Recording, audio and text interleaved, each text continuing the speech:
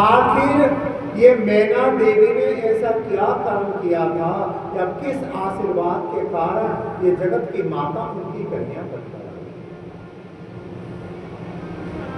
नहीं तो बड़े बड़े ऋषि मुनि ध्यान चिंतन आदि करके मर जाते हैं, बिल्कुल वो शक्ति के चरणों की प्रणमात्र का भी दर्शन नहीं होता। और आज वही स्वयं जगत जननी हेममान के घर में आ गया। आखिर इसका कारण क्या है? आखिर ये मैना देवी कौन थी जिनके घर में भगवान स्वयं मां पार्वती प्रकट होकर गई?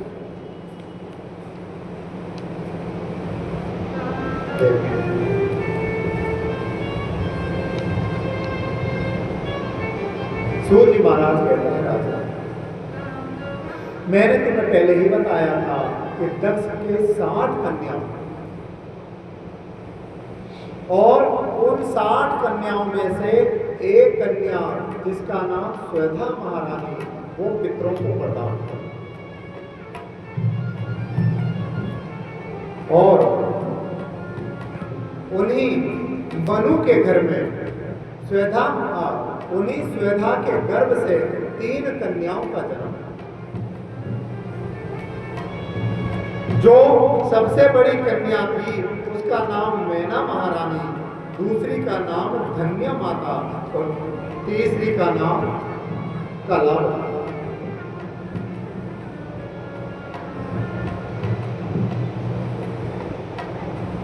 एक समय की बात, और देखो ये तीनों राजकुमारियां इतनी सुंदर थी और सुंदर होने के साथ साथ उनको अपनी सुंदरता पे अहंकार भी।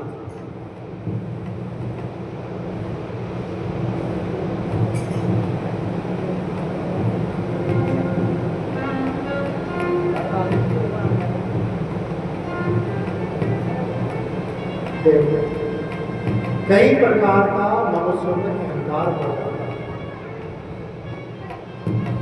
पहला ज्ञान का अहंकार। ज्यादा ज्ञान जब मनुष्य में आ जाता है ना, तो ज्ञान भी कभी कभी अहंकार भी बनता है। दूसरा पद का अहंकार।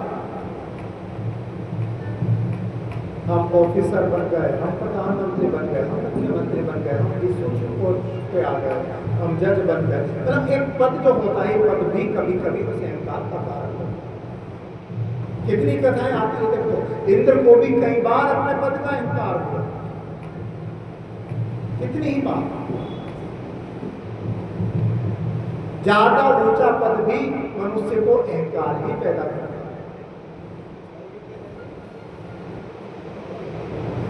कभी कभी ये तप और ये भक्ति भी कभी कभी अहंकार का कारण हो जाता है। सुना ना, कल नारद ने तप किया और वो तप भी उसके अहंकार का कारण बन गया। अहम ब्रह्मस्मि, वही ब्रह्म। और एक अहंकार होता है जिसका रूप का अहंकार, भुवन का अहंकार। हम कितने सुंदर हैं, हम कितने सुंदर। और आज इन तीनों बहनों को भी इसी चीज का अहंकार हो गया कि हमसे ज्यादा सुंदर जगत में कोई नहीं, हम ही सबसे सुंदर हैं।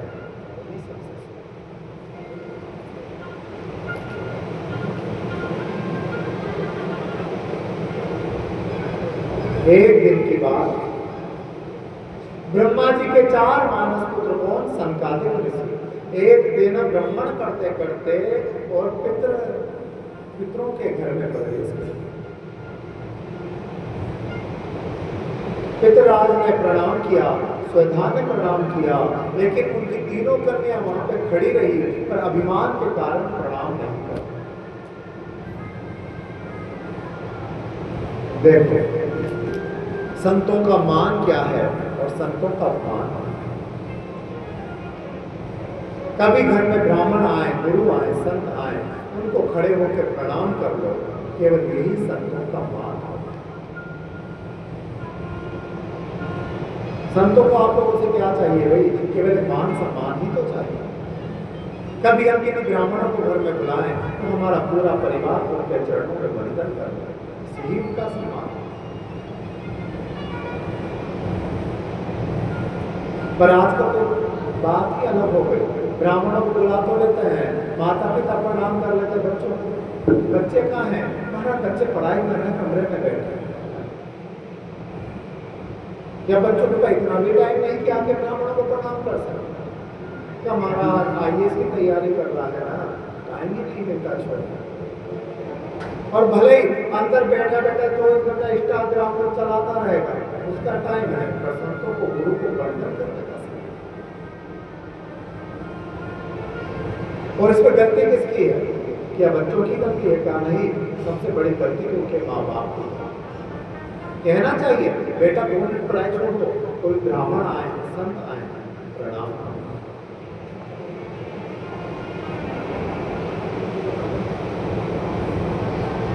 आज इन तीनों ने भी ये पितरों की पुत्रियां होकर भी प्रणाम नहीं किया। आज सनकादिक ऋषि बड़े क्रोध में आ गए। सनकादिक ऋषियों ने श्राप दिया, अरे मूर्ख लड़कियों, तुम पितरों की कन्या होकर साधारण मनुष्य जैसा व्यवहार करती हो, तो जाओ मैं तुम्हें श्राप देता हूं, तुम तीनों मृत्यु लोक पे जाके मनुष्य बन जाओ। तीनों स्वर्ग से चले जाओ, तीनों मृत्यु लोक में गमन करो और वहां पे साधारण मनुष्य के जैसा जीवन व्यतीत करो।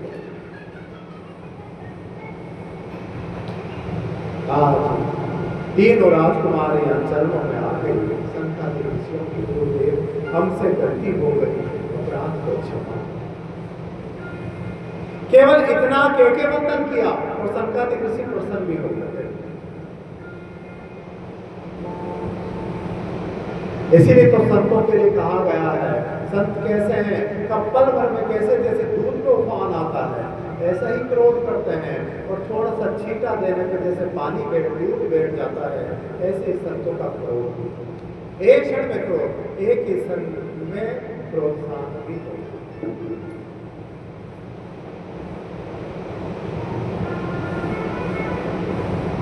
रामचरितमानस में भी तो बताया है, संत हृदय नवनीत समाना, प्रेमत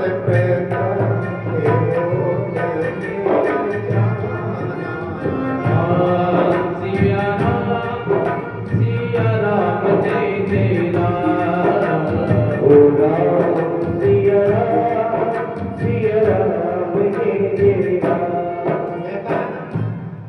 माखन को देखा है, घर में निकालता है ना, घी माखन निकालता है, निकालते नहीं निकालते आप? तो क्या होता है, जब उसका मंथन करता है ना, तो वो मक्खन डले के जैसा निकलता है। लेकिन थोड़ा सा उसको गैस पे रखो, थोड़ा सा आंच पड़ने पर ही पिघल के पानी जैसा। ऐसे संत का हृदय होता है भाई। देखने में तो संत बड़े कठोर लगते हैं, और उनका हृदय कैसा है? उस पिघले हुए मक्खन का जैसा। अभी तो देखो, सनकादिक ऋषि ने एक क्षण में श्राप दे दिया, जाओ तीनों मृत्यु लोक में चली जाओ, मनुष्य बन जाओ। लेकिन जैसे ही तीनों शरण में आई और केवल हाथ जोड़ के वंदन किया, उतने में ही प्रसन्न कहा, देखो बेटियों, मेरा दिया हुआ श्राप तो मैं नहीं ले सकता, पर मैं तुम्हें आशीर्वाद देता हूं कि तुम तीनों के अंश से साक्षात जगत जननी अवतरित होकर प्रकट हो। और वही पितरों की सबसे बड़ी कन्या मैना का विवाह हिमवान के साथ किया, और उन्हीं के घर में जगत जननी मां पार्वती का प्राप्त किया। दूसरी कन्या जिसका नाम था धन्या, वो किसकी पत्नी बनी? वो बनी राजा जनक की पत्नी, और उन्हीं के घर में महालक्ष्मी साक्षात मां जानकी का रूप धारण करता है। और जो तीसरी कन्या थी जिसका नाम कलावती, वो विश्वान बाबा की पत्नी बनी, और उन्हीं के घर में श्री शक्ति स्वरूपा किशोरी जी प्रकट। अब बताओ, ये श्राप है कि आशीर्वाद है? जिनके घर में स्वयं जगत जननी आ रही है, इससे बड़ा पुण्य और सौभाग्य क्या हो। आज उन्हीं हिमवान ने तपस्या किया और क्या इच्छा है, देखो मैना किसकी पुत्री है, ये पितरों की पुत्री है, इसकी पिछले जन्म की बात याद विचार करने लगी। मुझे संकादिक ऋषियों ने आशीर्वाद दिया था कि जगत जननी पुत्री बनकर आएंगी, पर मां कब आएगी, जब उनके निमित्त कोई कर्म किया जाए। भगवान को भी पाना है ना भाई, तो उसके लिए भी कर्म तो करना ही पड़ता है। बिना कर्म किए तो परमात्मा भी नहीं मिलते। भगवान के प्रति कर्म क्या है, हम जो ये सेवा करते हैं, पूजा करते हैं, तीर्थ करते हैं, तपस्या करते हैं, ये क्या है, ये उनका ही कर्म है। और उस कर्म का फल क्या मिलता है, का स्वयं परमात्मा मिलता है।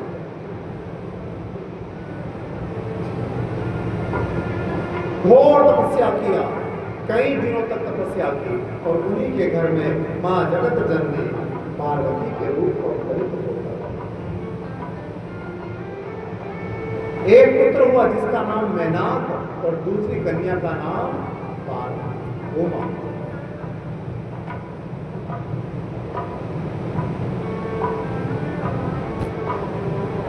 और यही हिमालय के घर में आप बधाई उत्सव, यहाँ कल तक की कथा बधाई उत्सव।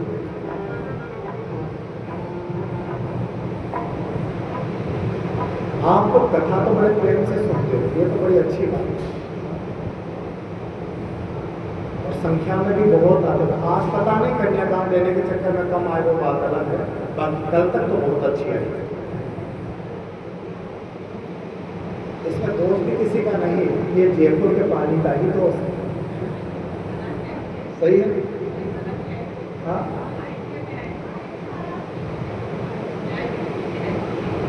अच्छा, 4 बजे तो आना पड़ेगा भाई, 4:15 बजे तो प्रसाद मिल जाता है, 4 बजे तो आना ही पड़ेगा। अभी देखो ये शायद 10-15 दिन ही हुआ होगा है ना, ये अग्रवाल कॉलेज में भंडारा हुआ था, दाल बाटी चोखा, है ना, पेपर में आया था, सुना है ना आपको। रसोई की व्यवस्था थी कितनी, केवल 50,000 आदमियों की, और पहुंच गए 1.5 लाख आदमी।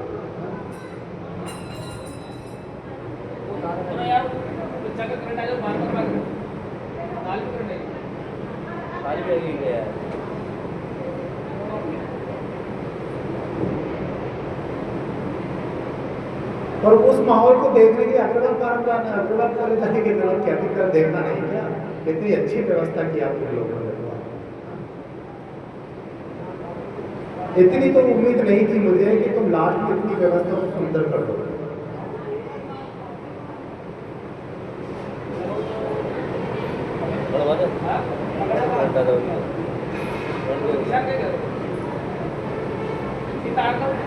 अच्छा एक चीज बताओ, सुनो मेरी बात, कल कथा के लास्ट में जो हुआ वो अच्छी बात नहीं क्या,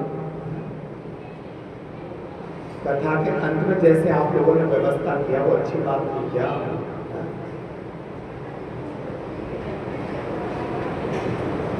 जबकि मैंने कल व्यास गद्दीकर से कहा था प्रसाद सबको मिलेगा, परिक्रमा करते हुए सबको बधाई देंगे, कहा था कि नहीं कहा। फिर कल देखो तो तुम लोगों ने व्यवस्था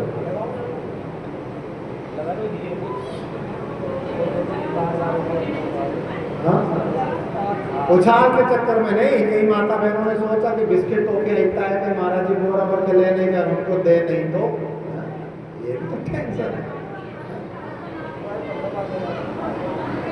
अभी लुटा देते ना तो कई माता बहन मंदिर के बाहर निकलते बोलती, हाँ ये देखो महाराज जी तो उस लुगाई की तरफ से सारा उछाला, हमको तो एक टोपी नहीं दिया।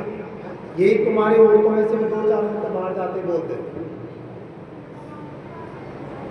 सही बात है कि नहीं। और हमने कहा कि सबको लाइन बाय लाइन देंगे, तो एक तो सब्र नहीं हो।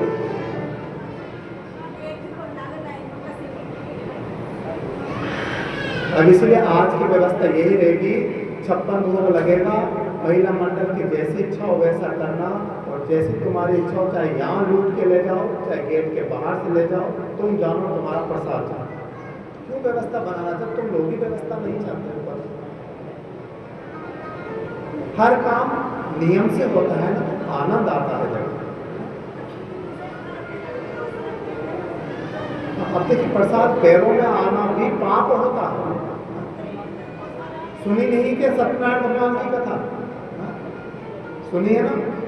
प्रसाद को त्याग दिया, प्रसाद का अपमान किया, और उसका फल क्या मिला? जैसे ही राजा घर में गया, पुत्र पौत्र संतान घर धन दौलत राजपाट सब नष्ट हो गया। किसके प्रभाव से? एक प्रसाद का अपमान करने के प्रभाव से।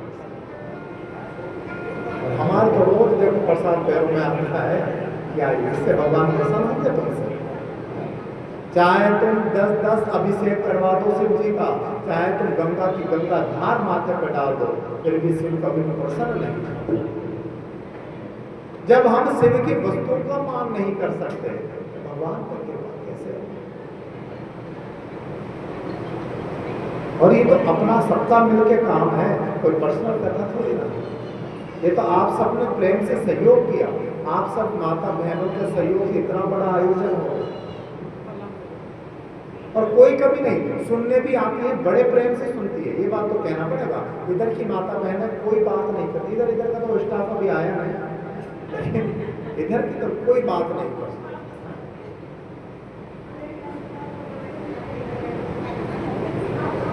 इसीलिए कथा कहने में आनंद भी आता है।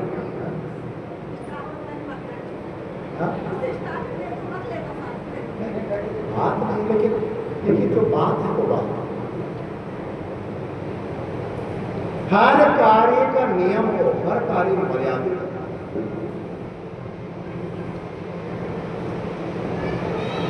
इधर देखो, पार्वती मां का जन्म हुआ, पूरे हिमालय में आनंद भर गया।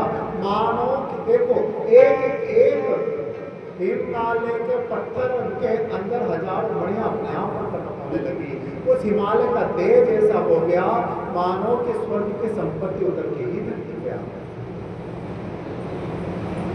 बड़ा सुंदर आनंद है। इधर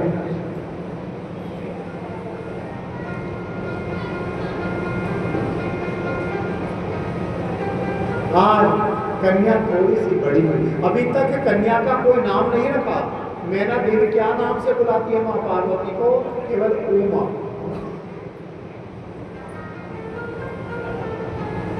अभी तक केवल मां पार्वती का उमा ही नाम रखा गया।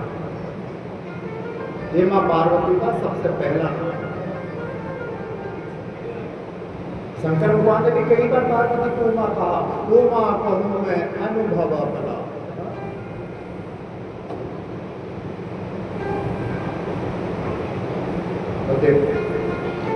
आज नारद जी महाराज का प्रवेश हुआ, कहां? हिमालय के घर। हिमालय ने देख के प्रणाम किया, गुरुदेव ये हमारी बेटी है, आप इसका नाम बताओ, इसके गुणों को बताओ। और देखो, लड़का या लड़की हो जाती है ना, तो माँ बाप को उसके भविष्य में सबसे ज्यादा चिंता किसकी रहती है? उसकी शादी की। मैना देवी ने भी कहा, इसके गुणों को तो बताओ, पर साथ में ये भी बताओ इसको पति कैसा मिलेगा और उसका गुण क्या।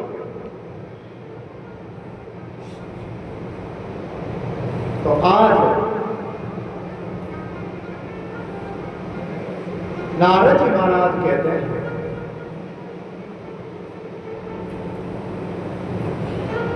कहा मुनि भी हसी गुण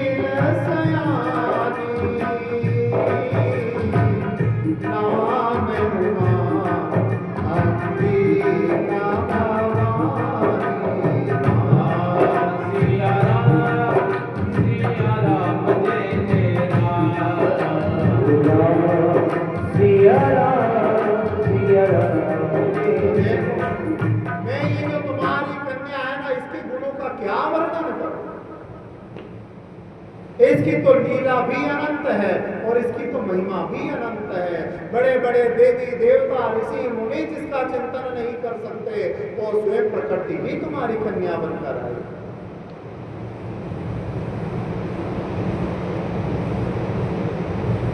तुम्हारी कन्या में कोई एक गुण या दो गुण नहीं है, तुम्हारी कन्या तो पूरी गुणों की ही खान है। इसमें ऐसा क्या गुण है जो नहीं है, ये तो सर्व गुण से संपन्न और सहज सुंदर, सहज सुशील सयान। इसका स्वभाव कैसा है? का सुंदर निर्मल इसका स्वभाव होगा, दूसरों पे कृपा करने वाली, सुशील और समझदार। समझदारी ऐसी कि बिना किसी कर्म को, बिना सोचे समझे किसी कर्म को नहीं करती। और राजन, इसका नाम सुनो, इसका एक नाम होगा उमा, दूसरा नाम होगा अंबिका, तीसरा नाम होगा जगदम्बा, इसका एक नाम होगा भवानी। और है पर्वतराज, ये तुम्हारी कन्या है, इसलिए इसका नाम होगा पार्वती। पर्वत की कन्या होने के कारण नाम पड़ गया पार्वती। ये नाम किसने रखे हैं? ये नाम श्री नारद जी महाराज ने।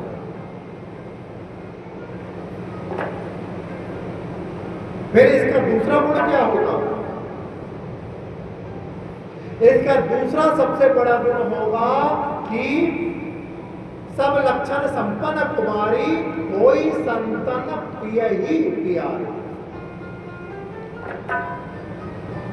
और इसका सबसे बड़ा गुण ये होगा कि ये अपने पति की प्राणों से भी ज्यादा प्यारी है। इसका पति इसके सिवा किसी दूसरी पर नारी का चिंतन भी नहीं करेगा, सदा इसको ही अपने हृदय कमल में बिठा कर। और इतना ही नहीं, तुम्हारी कन्या का सबसे बड़ा गुण क्या होगा कि इसका नाम सुमिरन करने से और इसको वंदन करने मात्र से ही दूसरी नारियों को भी सुहाग की प्राप्ति हो जाए। इसलिए हम सुहाग के लिए किसकी पूजा करते हैं? सुहाग के लिए किसका व्रत करते हो? करवा चौथ का व्रत करते हो कि नहीं? तो ये चौथ कौन है? ये साक्षात मां पार्वती ही चौथ का रूप धारण है। और छोड़ो, कल किसका व्रत है? व्रत करते हैं कि केवल पूजा करते हैं? व्रत करते हैं कल? आप नहीं करते। कल है क्या वैसे? तीज। तो तुम लोग घेवर खाओगे सब लोग। ये तीज कौन है? ये साक्षात मां पार्वती ही तीज का रूप। इस हम देखो, सुहाग के लिए केवल एक ही देवी की पूजा की जाती है, किसकी? केवल मां पार्वती। लक्ष्मी की हम पूजा करते हैं, पर बताओ कितनी माता बहनें जो लक्ष्मी से सुहाग मांगती? कितनी औरतें जो लक्ष्मी से सुहाग मांगती? कोई नहीं मांगती। लक्ष्मी को तो ये कहते माता जी ऐसी कृपा करो, पति जेब भर के लाए और सुबह वो जेब हमारी जेब। मां सरस्वती से कौन सुहाग मांगती है? बताओ, कोई नहीं मांगता। मां सरस्वती से केवल ज्ञान मांगते हैं, विद्या मांगते हैं। लेकिन सुहाग के लिए केवल एक देवी की पूजा होती है, किसकी? मां पार्वती। ये एक सती नहीं है, ये सतियों में भी शिरोमणि है, जिसका नाम लेने से ही स्त्रियों को सत्य प्राप्त हो जाती है।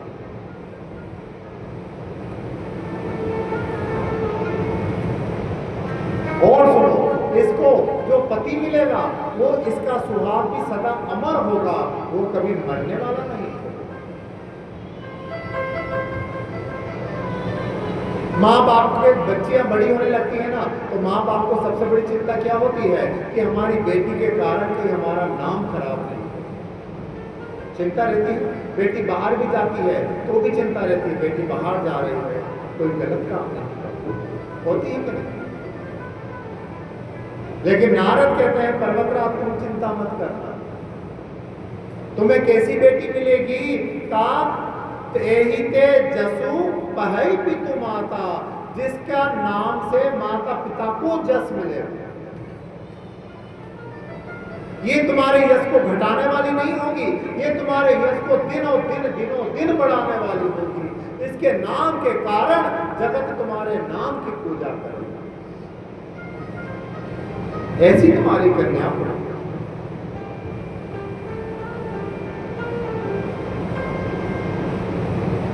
और इसका एक गुण क्या होगा? ऐही सेवत कछु दुर्लभ नाहि। जो मनुष्य इनका नाम जपेगा, इनकी सेवा करेगा, इनकी पूजा करेगा, इनको वंदन करेगा, इनके नाम का सुमिरन करेगा, तो उनके लिए संसार की कोई भी वस्तु दुर्लभ नहीं होगी। इनका नाम लेने से ही वो वस्तु सहजता से जीव को प्राप्त होगी।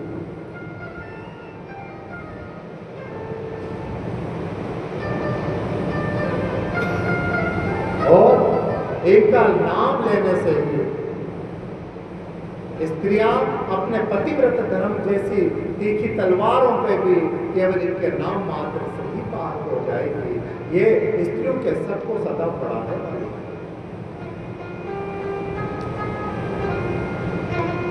और सुनो राजा,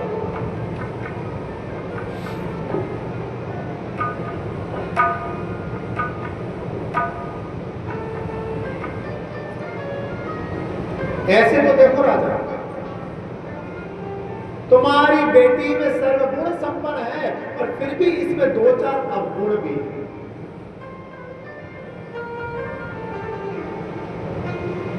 वैसे कोई अवगुण नहीं है, लेकिन फिर भी इसके अंदर 2-4 अवगुण फिर भी आ गए। कौन कौन से अवगुण है? फिर कहते हैं, अगुण अमान मातु पितु हीना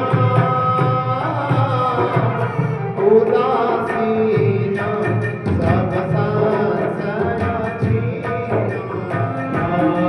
सिया राम जय जय राम। सिया राम जय जय राम। इसमें तो कोई अवगुण नहीं है, पर इसका एक अवगुण क्या है कि इसको जो इसका पति मिलेगा ना, वो होगा तो अमर, लेकिन इसके पति में कुछ दोष होगा। इसके पति में कुछ अवगुण होगा। क्या क्या अवगुण? का गुणहीन, मानहीन, पिताहीन, वीन। उसके ना तो कोई माँ होगी, ना उसका कोई बाप होगा, ना भाई बंधु कोई रिश्तेदार होगा।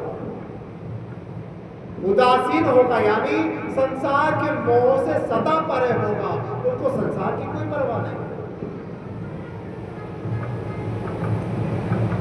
फिर बताया, एक अवगुण क्या होगा? संशयहीन, यानी बड़ा लापरवाह आदमी होगा। उसको किसी की परवाह नहीं होगी, केवल अपनी मस्ती में मस्त रहने वाला होगा।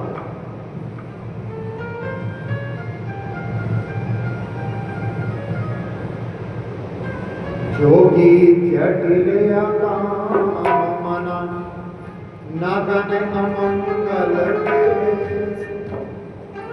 अस स्वामी यही कहा मिलही परिहस्त।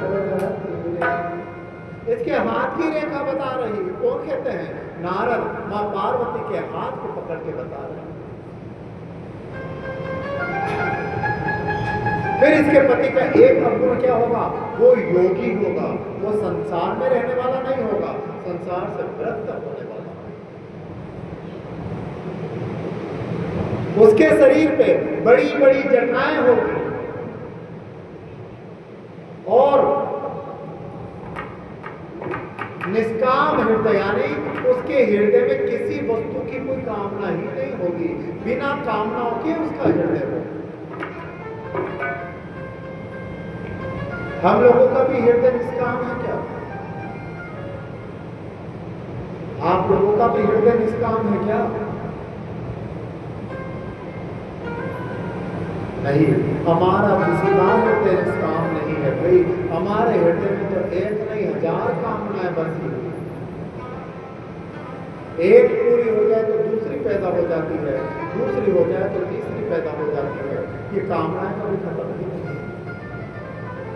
लेकिन नारद कहते हैं पार्वती का पति का एक और क्या होगा, निष्काम होगा, उसके मन में कोई कामना ही नहीं। तभी तो देखो ना, सोने की लंका अपने हाथों से बनाई, अपने हाथों से दान।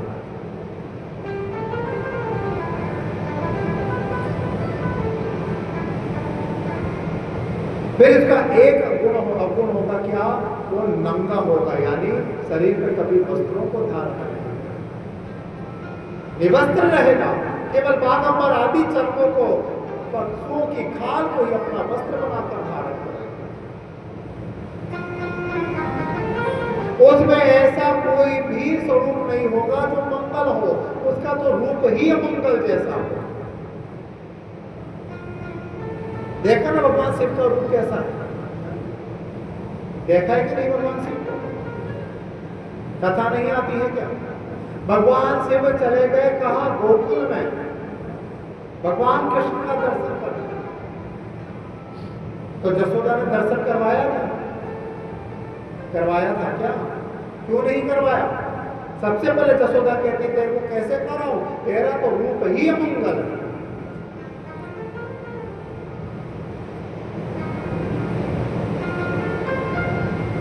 और कुछ चाहिए तो ले जा, सोना चांदी हीरा मोती जो चाहिए ले जा, लेकिन मैं अपने लाला का दर्शन नहीं करा।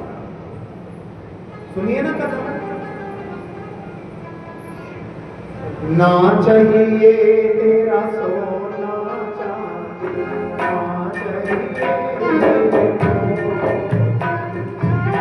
ना चाहिए तेरा सोना चांदी, ना चाहिए हीरे मोती, ना चाहिए सोना चांदी, ना चाहिए मोती, ना चाहिए तेरा सोना चांदी, ना चाहिए हीरे हाँ, जसोदा मोती। कहती है बाबा क्या चाहिए, सोना दे दूं, चांदी दे दूं, हीरे मोती जवाहर मकान गाड़ी गऊ आदि जो चाहिए मांगो। पर भगवान शिव कहते ये लेने आया हूं। अरे सोना चांदी की मेरे पास कमी है क्या? आगे कथा में आएगा, देखो पार्वती का रिश्ता लेके ब्राह्मण आया, लगन पत्नी का पकड़ा दी का मारा, दक्षिणा दो। शिव ने कहा मेरे पास क्या दक्षिणा, पहाड़ में से एक पत्थर को उठा के दे दिया, जा ले जा। 2 कदम ब्राह्मण चला, ब्राह्मण ने कहा लो इतनी दूर आया और मिला क्या, दक्षिणा में ये भाटा मिला, क्या करूं उस पहाड़ को ले जाके, पत्थर को वहीं फेंक दिया, जाने लगे, तभी नारद मिल गए। नारद ने कहा ब्राह्मण कैसे आए, कहा लगन पत्रिका लेके आया था भगवान शिव के लिए, मां पार्वती की, तो दे दी पत्रिका, कहा हाँ दे दी। तो एक बात बताओ, भगवान शिव ने दक्षिणा में क्या दिया? ब्राह्मण ने कहा कुछ नहीं, एक पहाड़ का टुकड़ा दे दिया, क्या करूं भाटे को ले जाकर। नारद ने कहा मूर्ख तू देखता तो सही वो भाटा कैसा है, कहा है वो पत्थर, कहा अभी यही फेंका है पीछे, कहा जरा देख तो सही मुड़ के, पीछे मुड़ के क्या देखा, वो छोटा सा पत्थर सोने का बहुत बड़ा पहाड़ बन के खड़ा है। ये तो शिव की कृपा है, थोड़ा मांगने पे पहाड़ दे देते हैं। तो भगवान शिव कहते मुझे सोना चांदी का लोभ दे रही है भैया। हरे ना चाहिए तेरा सोना चांदी, ना चाहिए हीरे ना चाहिए तेरा सोना चांदी, ना चाहिए हीरे मोती। मोह मिल जाए मेरी मैया, चरण कमल की धूली। मिल जाए मोरे मैया, चरण कमल की धूली। मिल जाए मेरी मैया, चरण कमल की धूली। अरे मोह तो मिल जाए मोरी मैया, चरण कमल की धूली। मिल जाए मोरे मैया, चरण कमल की तो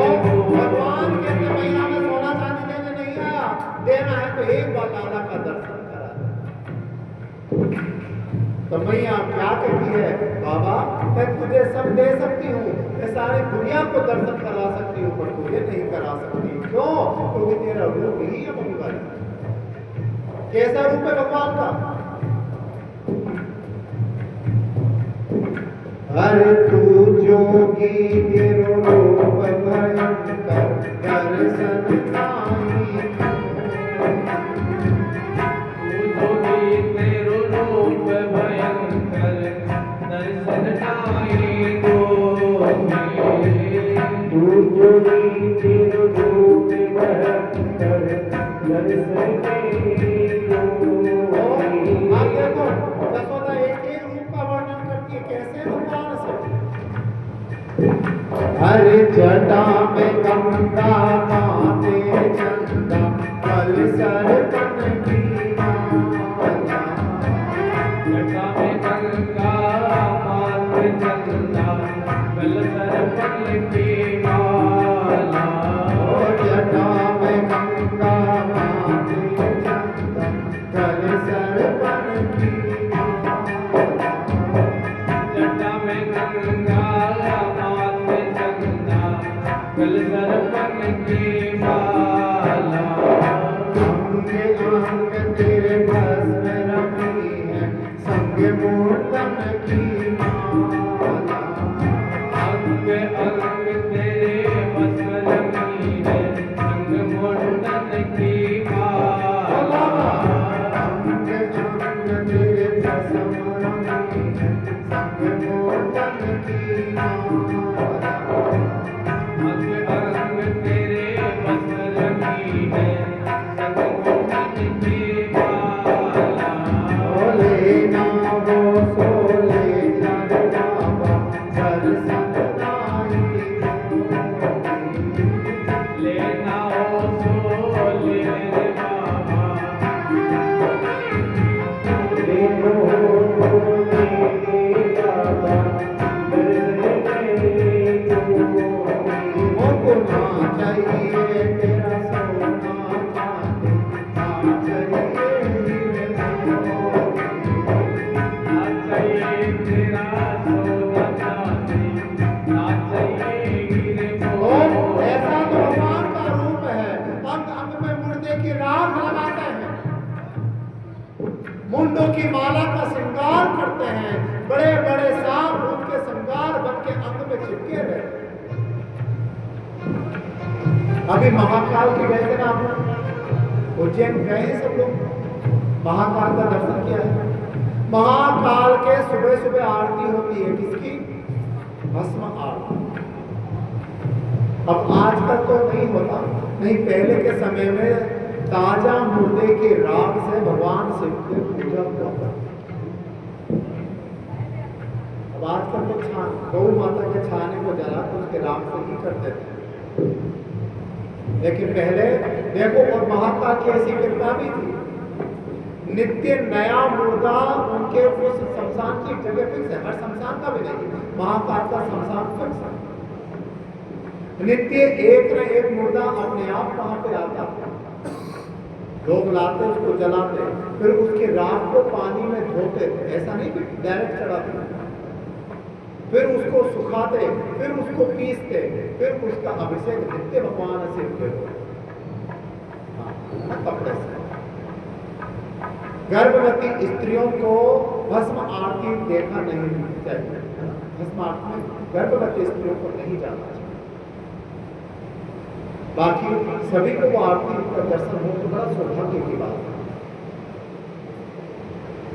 पर भगवान शिव का रूप ही ऐसा है। नारद ने भी यही कहा, जोगी जटिल अकाम मना नतन अमंगल भय। उनका स्वरूप में कोई भी मंगलता नहीं है, जितने संसार की अमंगल वस्तुएं हैं वो सब अपने पास है।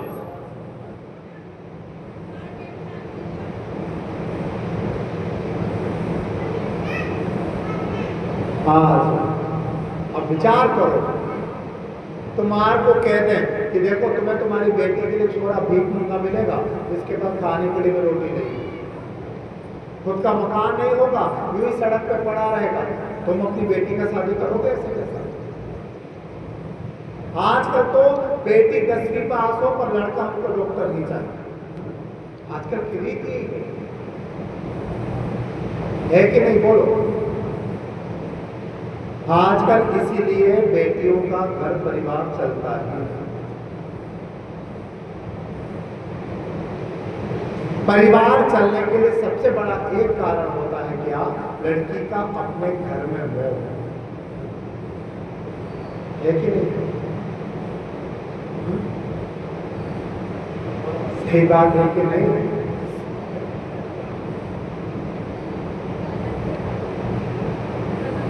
ससुराल में पहले शादी होती थी ना, तो माँ बाप बेटी को बड़ा ज्ञान देके भेजते थे, देख बेटी तेरी डोली यहाँ से जा रही है और ससुराल से तेरी अर्थी ही उठनी चाहिए। राजी खुशी आप 1 महीना 2 महीना रहे कोई दिक्कत नहीं, पर पति से झगड़ कर कभी एक दिन की लेके मत आ जाओ। चालू अभी तक आए हो।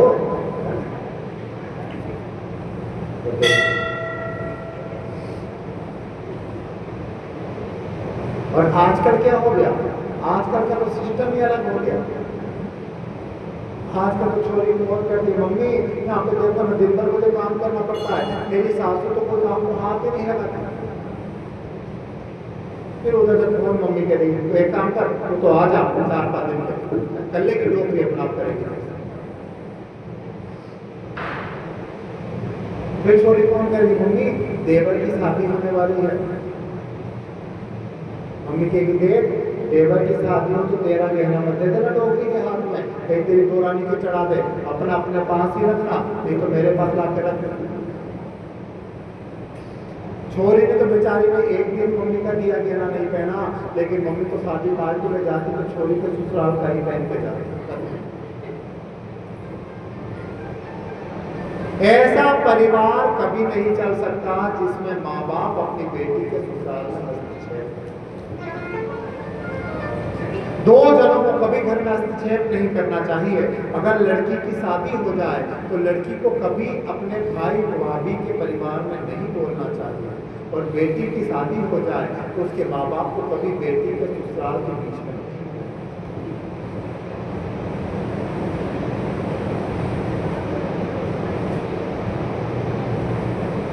इधर देखो, आगे पार्वती की शादी हुई ना, तो ब्राह्मणी को बुलाया मैना देवी, खुद ने ज्ञान नहीं दिया। ब्राह्मणी को कहा पतिव्रत धर्म को समझाओ, बाकी पतिव्रत धर्म क्या?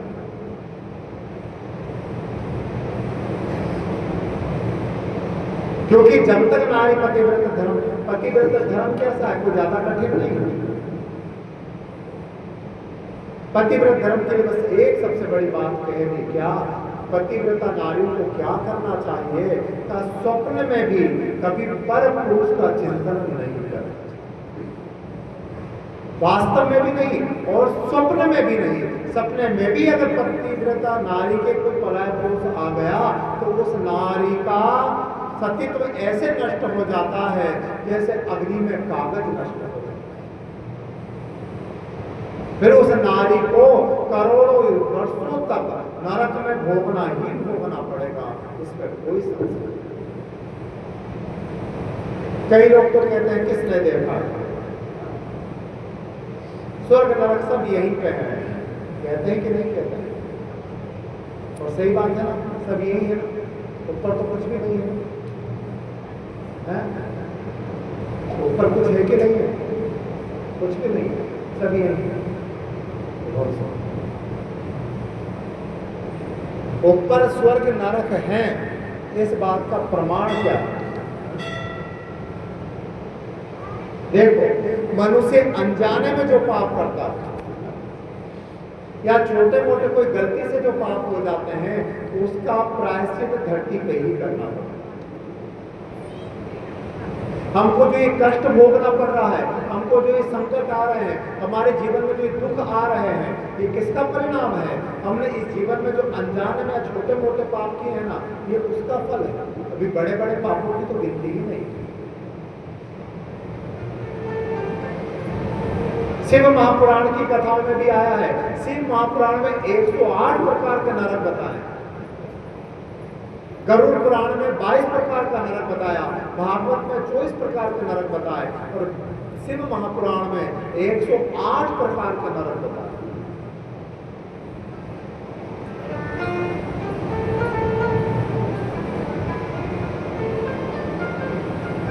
मनुष्य जैसा कर्म करता है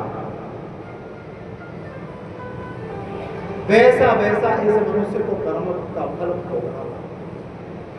सुनिए ना कथा, हमें बड़े बड़े सुनाते थे, कढ़ाई के तेल में तलते हैं, कोड़े से मारते हैं, हा? सुना है कि नहीं? अब ये सही बात है कि केवल कथा है? हा? सही बात केवल कथा है? एक बार 2 दिन जाके देख लो, ऊपर प्रैक्टिस करके देखो इन बात का प्रमाण क्या है। आप लोग देखना, कभी बच्चों का जन्म होता है ना, तो कई कई बच्चों के जन्म से ही जला हुआ निशान होता है। देखा, किसी के हाथ में होता है, किसी के पैरों में होता है कि नहीं? कईयों के होता है, कईयों के वो काला काला सा निशान क्या होता है, ऐसा होता है ना, ऐसा जला सा। कईयों के सफेद से बबूती सी हो जाती है। कईयों का देखो, कभी बच्चा पैदा होता है तो किसी के आंखें नहीं होती, किसी को सुनने की शक्ति नहीं मिलती, किसी की जबान नहीं होती, बोलने की शक्ति नहीं होती, किसी के हाथ नहीं होता, किसी के हाथ होता है तो अपुराहित होता है, किसी के पैर नहीं होता, किसी के एक पैर है तो किसी के दोनों ही नहीं होती है कि नहीं होती विकलांग। ये क्या फल है? ऊपर जो नरक जीव को दंड मिलता है, भगवान उसकी कोई ना कोई छाप मनुष्य के जीवन में जरूर छोड़ते हैं। क्यों छोड़ते हैं? जिससे इस जीव को ये एहसास रहे कि हमने पिछले जन्म में नरक भोगा और उसका ये हमारे ऊपर चिन्ह दिया, पर अब हम ऐसा कर चले, ऐसी काम करें कि जीवन में, इस जीवन में हमको नरक में नहीं। इसीलिए कर्म को पवित्र कर।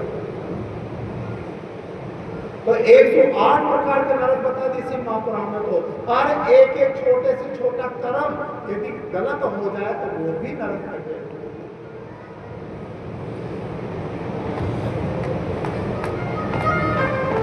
तो आज जैसे भगवान के अमंगल स्वरूप का वर्णन सुना और वैसे ही क्या हुआ, मैना देवी और हिमालय घबरा गए।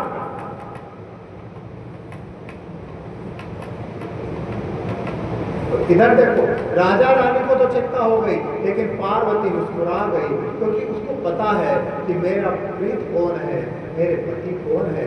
ये इस जन्म के नहीं, मेरे तो जन्म जन्म के पति ही से। पार्वती से क्या छुपा है? वो तो स्वयं सबको बनाने वाली है, सबको रचने वाली है, उनसे क्या छुपा? भगवान का एक एक भेष का वर्णन करते हैं और पार्वती एक एक बात को सुन के मुस्कुरा रही है।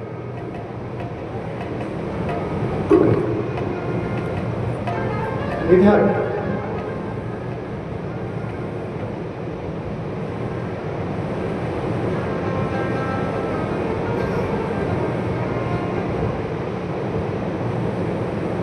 जैसे ही बात सुनी, पार्वती और पार्वती की सखियां तो बड़ी प्रसन्न हुई, लेकिन मैना, हिमालय और जितने भी बड़े बुजुर्ग थे उन सबकी आंखों में आंसू आ गए, क्योंकि सब जानते हैं कि नारद की वाणी पत्थर की लकीर है, उसने जो बोल दिया वो होके ही रहता। नारद की वाणी को कोई नहीं बदल सकता।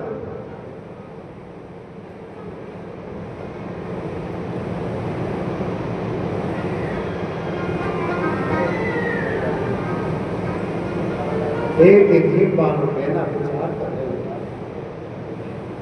नारद ने कह तो दिया कि भगवान शिव हमारी कन्या के पति होंगे, इससे बड़ा और सौभाग्य क्या हो सकता है कि वो जगदीश्वर परमात्मा हमारी बेटी को वरण करें। ये तो बहुत प्रसन्नता की बात है, लेकिन हमने सुना है कि शिव ऐसे नहीं मिलते हैं, उनके लिए बड़ा कठिन परिश्रम करना पड़ता है।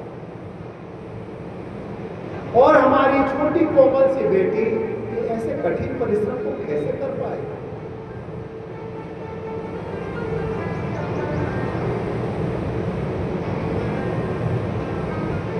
इधर विचार करते हैं कि नारद की वाणी भी झूठी नहीं हो सकती और कर्म करने के लिए हमारी कन्या को तपना पड़ेगा और हमारी कोमल सी बेटी इतने कठिन तप को कैसे कर पाए।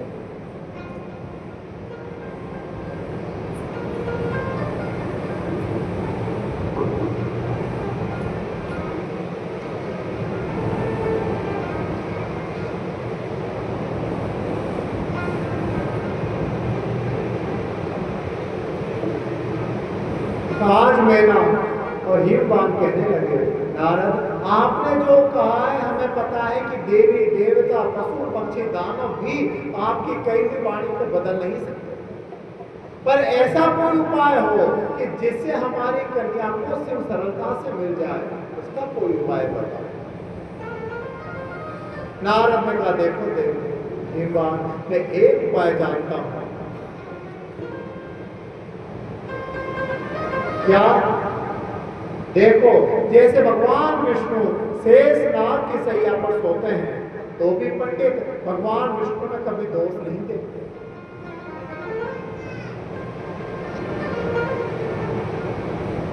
जैसे सूर्य और अग्निदेव इस संसार के सारे रसों का भक्षण कर लेते हैं, फिर भी संसार को में दोष नहीं देखते।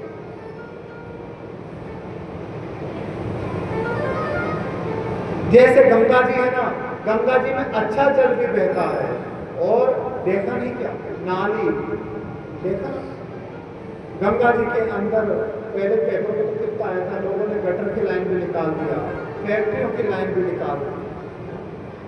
तो नारद यही कहते हैं, गंगा जी में दूषित और पवित्र दोनों जल बहता है, फिर भी जीव गंगा में कभी दोष नहीं देखा।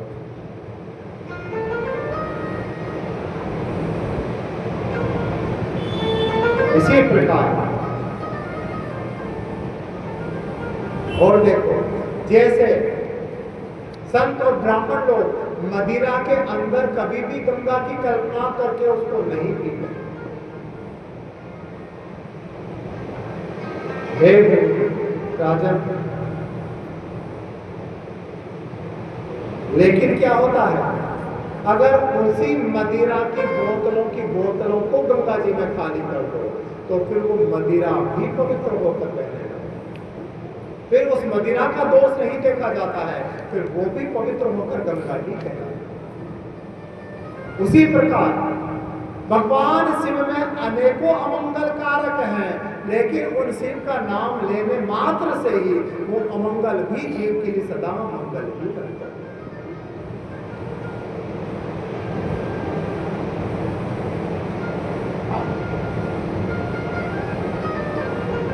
यदि तुम अपनी कन्या के दुर्भाग्य को मिटाना चाहते हो तो उसका एक उपाय है, क्या कि तुम्हारी बेटी जाकर भगवान शिव का तप करे, क्योंकि भगवान शिव ही तुम्हारी बेटी के दुर्भाग्य का सौभाग्य बना सकते हैं। उनके अलावा ब्रह्मा और विष्णु में भी इतना सामर्थ्य नहीं कि तुम्हारी बेटी के दुर्भाग्य को सौभाग्य बना। इसलिए हिमवान अपनी कन्या पार्वती को कहो कि तप करे, शिव का तप। आज ऐसे ही तप के विषय में सुना, हिमवान और मैना देवी घबरा गए। अरे हमारी 5 वर्ष की छोटी सी कन्या इतनी कोमल कन्या है। देखो, 3 जनों के चरणों का वर्णन शास्त्रों में लिखा है।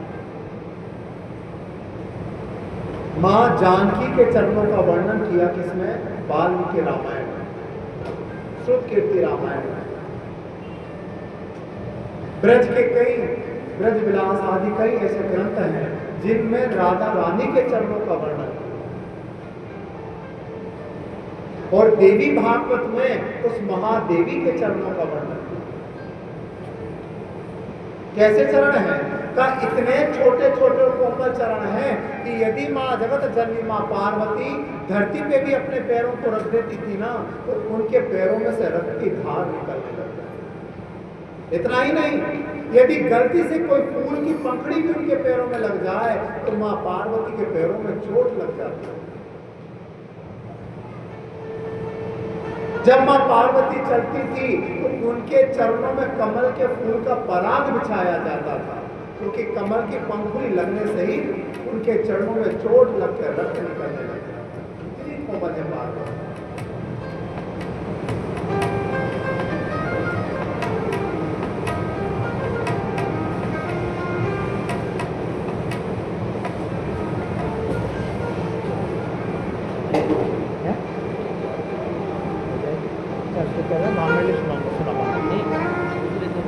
मैं पूछूं वो तो मैं पूछूं तेरे को ठीक है उत्तर कर हरे हरे तो देखिए, तो आज यही देवर्षि नारद कहते हैं तुम्हारी बेटी को कहो कि भगवान शिव का तप करे, क्योंकि तब तो वो गंगा जैसे हैं कि जिसमें अमंगल मिलने से भी वो अमंगल ही सदा मंगल ही बन जाता है। देखा ना, हम लोग गंगा जी में जाते हैं। हाँ, आप लोग बैठ जाइए, अभी बाद में चढ़ाना तो चढ़ाना पर बैठो ना, तो चढ़ाना है बाद में चढ़ा देना भी बैठे अभी बैठे। हाँ, शाम को चढ़ाना भाई, अभी बैठ।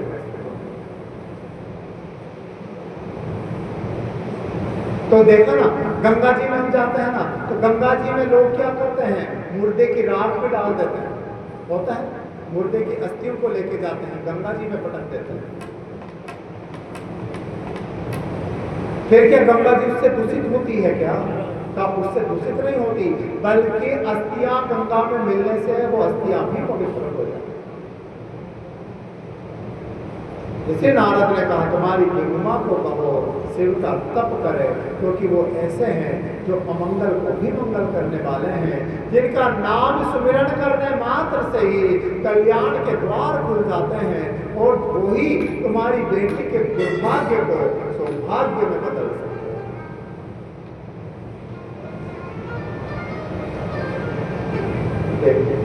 बोली शंकर भगवान की जय हो। शिव समान दाता नहीं और विपत विदारण यार, ओ लच्छा मोरी राखियो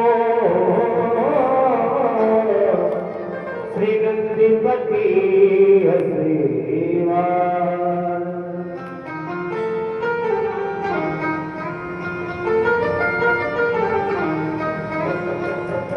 ओ जी महिमा पिरम पार कतूरो, ओ जी महिमा पिरम पार कतूरो। वो सपने में क्या देखा कि एक श्वेत वर्ण के ब्राह्मण मेरे सपने में आए, और सपने में आके मुझे कहा देखो बेटा पार्वती, जो नारद तुम्हें यदि माँ और तुम्हारे पिता को बता के गए हैं ना, वो कभी मिथ्या नहीं है। ये कौन कह रही है? माँ पार्वती कह रही है मैना देवी को कि माँ मुझे सपने में ऐसा दिखा, क्योंकि नारद की वाणी तो वेद वाक्य है, उसको कोई बदलने वाला नहीं। इसलिए पार्वती तुम यदि शिव को प्राप्त करना चाहती हो तो जाओ और वन में जाके भगवान शिव की तपस्या करो, क्योंकि बिना तपस्या के भगवान शिव प्रसन्न हो जाएंगे। इसलिए माँ अब आप और पिताजी मुझे आज्ञा दो कि मैं वन में जाके भगवान का चिंतन करूं। आज विचार करती है मैना देवी हिमालय, ये 5 वर्ष की छोटी सी कन्या, मैं जंगल में भेज तो दूंगी, लेकिन जंगल में बड़े बड़े जानवर रहते हैं, कहीं मेरी बेटी को कोई हानि नहीं। माँ है ना, वो ये भी जानती है कि जगत जननी है, पर एक कन्या का मोह ऐसा है, माँ भी विचार करने को सोचती है कहीं मेरी कन्या को कोई हानि नहीं।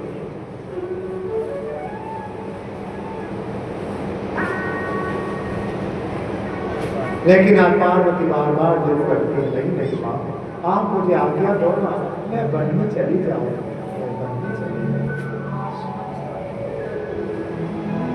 आज हिमालय राजा ने और रानी ने आज्ञा दिया है, और माँ पार्वती चली गई वन में तपस्या करने।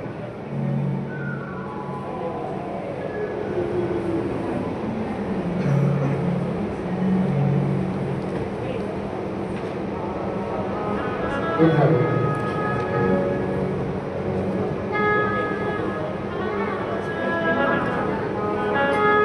चली गई मां पार्वती तपस्या करने, भगवान शिव की घोर तपस्या करने लगे। जैसे जैसे समय बीतने लगा और तपस्या बढ़ने लगी, पार्वती के मन में भगवान शिव के लिए प्रेम और दुगना तिगुना 4 गुना बढ़ जाएगी। कितनी घोर तपस्या की मां पार्वती ने। पहले धीरे धीरे मां पार्वती ने अन्न खाना छोड़ दिया, फिर फल आदि को त्याग दिया, फिर पत्तों को खाना छोड़ दिया, फिर जल को पीना छोड़ दिया। और एक समय ऐसा आया कि मां पार्वती ने श्वास लेना भी बंद कर दिया और इन सब कुछ त्याग कर तपस्या करने लगी। इसलिए उन पार्वती का एक नाम पड़ गया अपर्णा। बोलिए अपर्णा मैया जय हो। जिसने सब कुछ त्याग दिया हो वही अपर्णा। इधर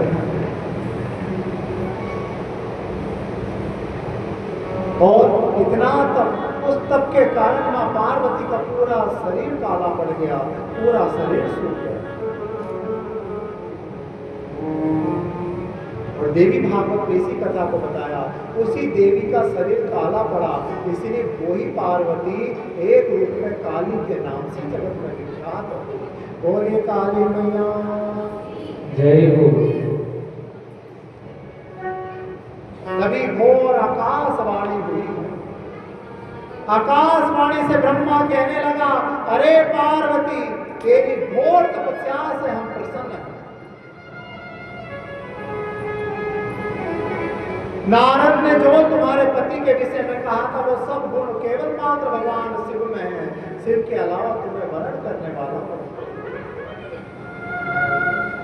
देवी, तुम्हारा मनोरथ पूर्ण हुआ, अब तुम अपने इस कठिन तप को त्याग दो। ऋषि मुनि ज्ञानी बहुत हुए, लेकिन तुम्हारे जैसा तप करने वाला आज तक जीवन में कोई नहीं।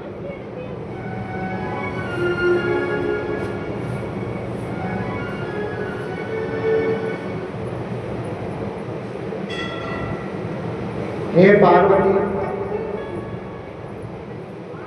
मैं तुझे तेरी तपस्या का पूर्ण फल प्राप्त कराता हूँ। देख, अब तेरे पिता जब तुझे लेने वन में आए तो तू अपनी हट को त्याग देना और इस हट को त्याग कर, इसको ब्रह्म की वाणी मानकर और सीधी अपने पिता के साथ चली जा।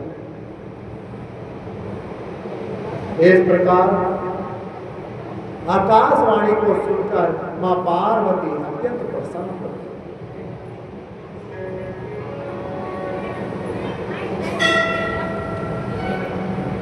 और उस आकाशवाणी को सुनकर मां पार्वती के मन में जो शोक था, कष्ट था, वो भी जाता रहा और मां पार्वती अति प्रसन्न। आकाशवाणी कहने लगी, देखो पार्वती, तुम्हारे पास सप्त ऋषि आएंगे, तुम उनकी आज्ञा को शिरोधार्य रखो।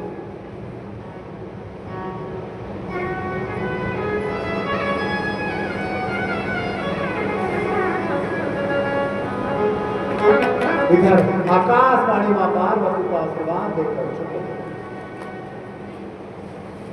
इधर देखो भगवान शिव का चरित्र क्या हुआ। अब ब्रह्मा ने मां पार्वती को तो आशीर्वाद दे दिया, लेकिन जब तक भगवान शिव की तपस्या नहीं टूटेगी, यह आशीर्वाद क्या काम आएगा। क्योंकि पार्वती विवाह तो शिव के साथ करेगी ना, और शिव तो समाधि में है, समाधि टूटेगी नहीं तब तक विवाह कैसे।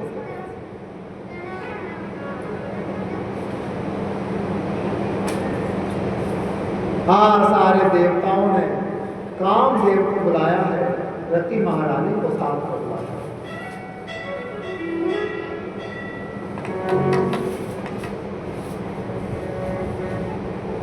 आज इंद्र कहने लगा कामदेव, देखो, तुम जगत के हित के कारण तुम्हें नियुक्त किया गया है, और इस जगत का कल्याण किसमें है कि भगवान शिव समाधि को त्याग दे और मां जगत जननी पार्वती के साथ में विवाह। क्योंकि जब से मां सती ने अपने शरीर का त्याग किया है, भगवान शिव घोर समाधि में चले गए, भगवान शिव को किसी का भी चिंतन नहीं। जब तक भगवान शिव समाधि को तोड़ेंगे नहीं, तब तक मां पार्वती के साथ विवाह कैसे करें? इसलिए जाओ कामदेव, और तुम ऐसा कुछ यत्न करो जिससे भगवान शिव की समाधि टूटे। जैसे कहा, हे यार भगवान शिव के पास में कामदेव रति महारानी को लेकर आया है और वसंत ऋतु को लेकर आया। जैसे वसंत ऋतु का प्रवेश हुआ, पूरा हिमालय सुंदर सुंदर लता पत्तों फल फूल आदि से लग गए। सुंदर सुंदर पंछी हिमालय में गुणगान करने लगे।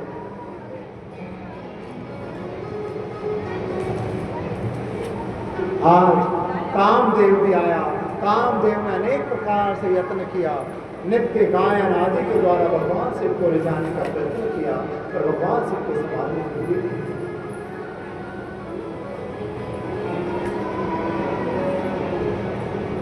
आज प्रयत्न करते करते कामदेव ने अनेक प्रकार का यत्न किया, पर उस यत्न को भी भगवान शिव ने विफल। अंत में क्या हुआ? आज कामदेव ने एक बाण को चलाया और वो काम बाण भगवान शिव के हृदय में जाके प्रवेश। जैसे बाण भगवान शिव के हृदय में लगा, भगवान शिव की समाधि टूट गई। भगवान शिव का क्रोध बढ़ने लगा और देखते ही देखते भगवान ने अपने तीसरे नेत्र को खोल दिया। कामदेव उसी अग्नि में जल के भस्म हो गया। और ये शंकर भगवान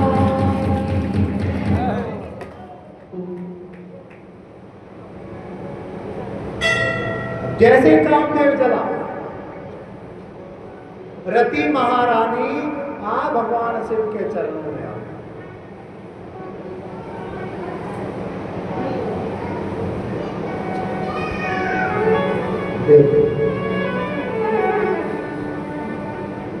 भगवान शिव ने कामदेव को तो मारा, लेकिन रति महारानी को नहीं मारा। लेकिन आए तो दोनों ही तपस्या नष्ट करना है। फिर भगवान ने काम को ही मारा और रति को क्यों नहीं मारा?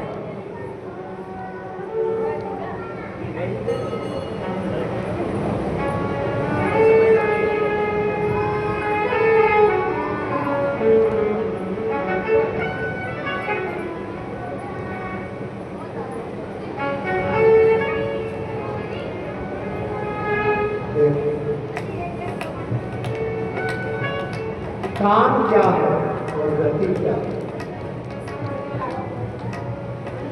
जब ये काम शरीर के अंदर प्रवेश करता है ना, तो ये काम अच्छे और बुरे के विचार को छोड़ देता है। और इस काम के बढ़ने पर ही जीव अनेक कुकर्मों को करने लगता है। काम हमेशा वासना को बढ़ाता है। काम के शरीर में बढ़ने से सदा वासना ही बढ़ती है। लेकिन भगवान ने रति को क्यों नहीं मारा? रति किसे कहते हैं? किसे कहते हैं रति? रति का मतलब क्या है?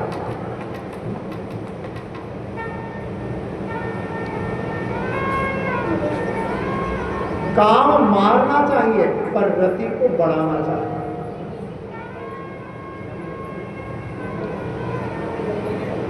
क्या अर्थ है रति?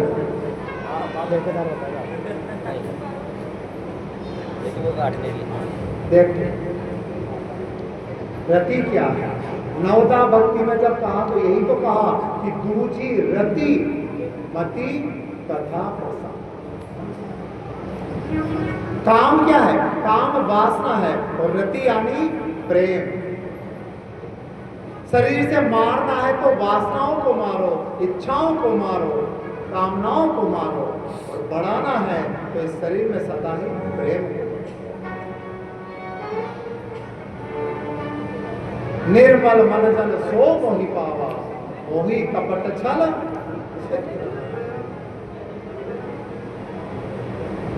ये प्रेम ही ऐसा है भाई, जिस प्रेम के कारण भगवान जीव के अधीन हो जाते हैं कि प्रेम अभिन रीझे नहीं नटवर नंद।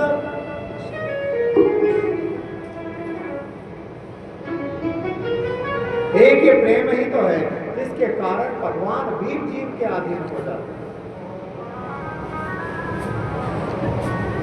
तो रति कहते हैं प्रेम को। मनुष्य को रति कभी नहीं मारनी चाहिए, मारना है तो अपने मन में बैठे हुए काम को ही मारना चाहिए। तो आज रति दौड़ी दौड़ी भगवान शिव के चरणों में आ गए। प्रभु, आपने मेरे पति को दंड दिया, मार दिया, मुझे कोई अफसोस नहीं। क्यों?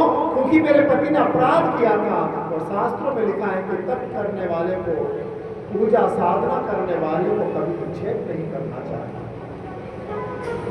लेकिन आप एक बात तो बताओ प्रभु, पाप करने वाला पापी होता है या पाप करवाने वाला पापी?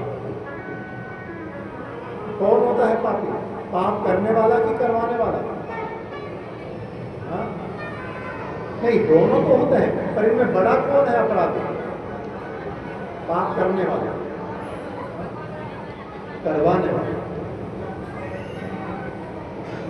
तो रति यही कहती है, मेरे पति ने पाप किया, मैं मानती हूं, अपराध मेरे पति का है, लेकिन मेरे पति से ये पाप किसने करवाया?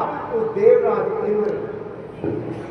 मेरा पति तो नौकर है इंद्र का, इंद्र की आज्ञा से ही चलता है। इंद्र ने कहा, इसलिए मेरे पति आपके पास आए, वरना मेरे पति क्यों आपकी तपस्या भंग करते? आपने मेरे पति को दंड दिया, लेकिन प्रभु अब आप इंद्र को भी दंड दो, जैसे मेरे पति को जला के भस्म किया, इंद्र को भी जला के भस्म। भगवान शिव कहने लगे, नहीं, ये नहीं कर सकता। अगर मैंने इंद्र को मार दिया ना, तो स्वर्ग की व्यवस्था बिगड़ जाएगी, स्वर्ग पे दानवों का अधिकार होगा। तो यदि आप इंद्र को नहीं मार सकते, तो मेरे पति को जिंदा करो। एक कथा आती है ना, आप लोगों ने सबने सुनी होगी। वैसे एक चोर था, नगर का चोर। इतना बड़ा चोर था कि उसको पकड़ने के लिए पूरे राज्य के सैनिक लग गए, पर उसको पकड़ नहीं गए। उसके ऊपर हजारों रुपए का इनाम रख दिया राजा ने। एक दिन ऐसा योग हुआ कि वो चोर राजा के महल में ही चोरी करके जाने लगा। चोरी करके भागने लगा, उतने में राजा के सैनिकों ने पकड़ लिया, ले जाके चोर को राजा के पास छोड़ा। राजा ने कहा, चोर तू चोरी कर रहा है, क्या दंड दें? कल ले जाओ और इसको सूली पे चढ़ा। सूली जानते ना आप क्या होती है? सूली फांसी।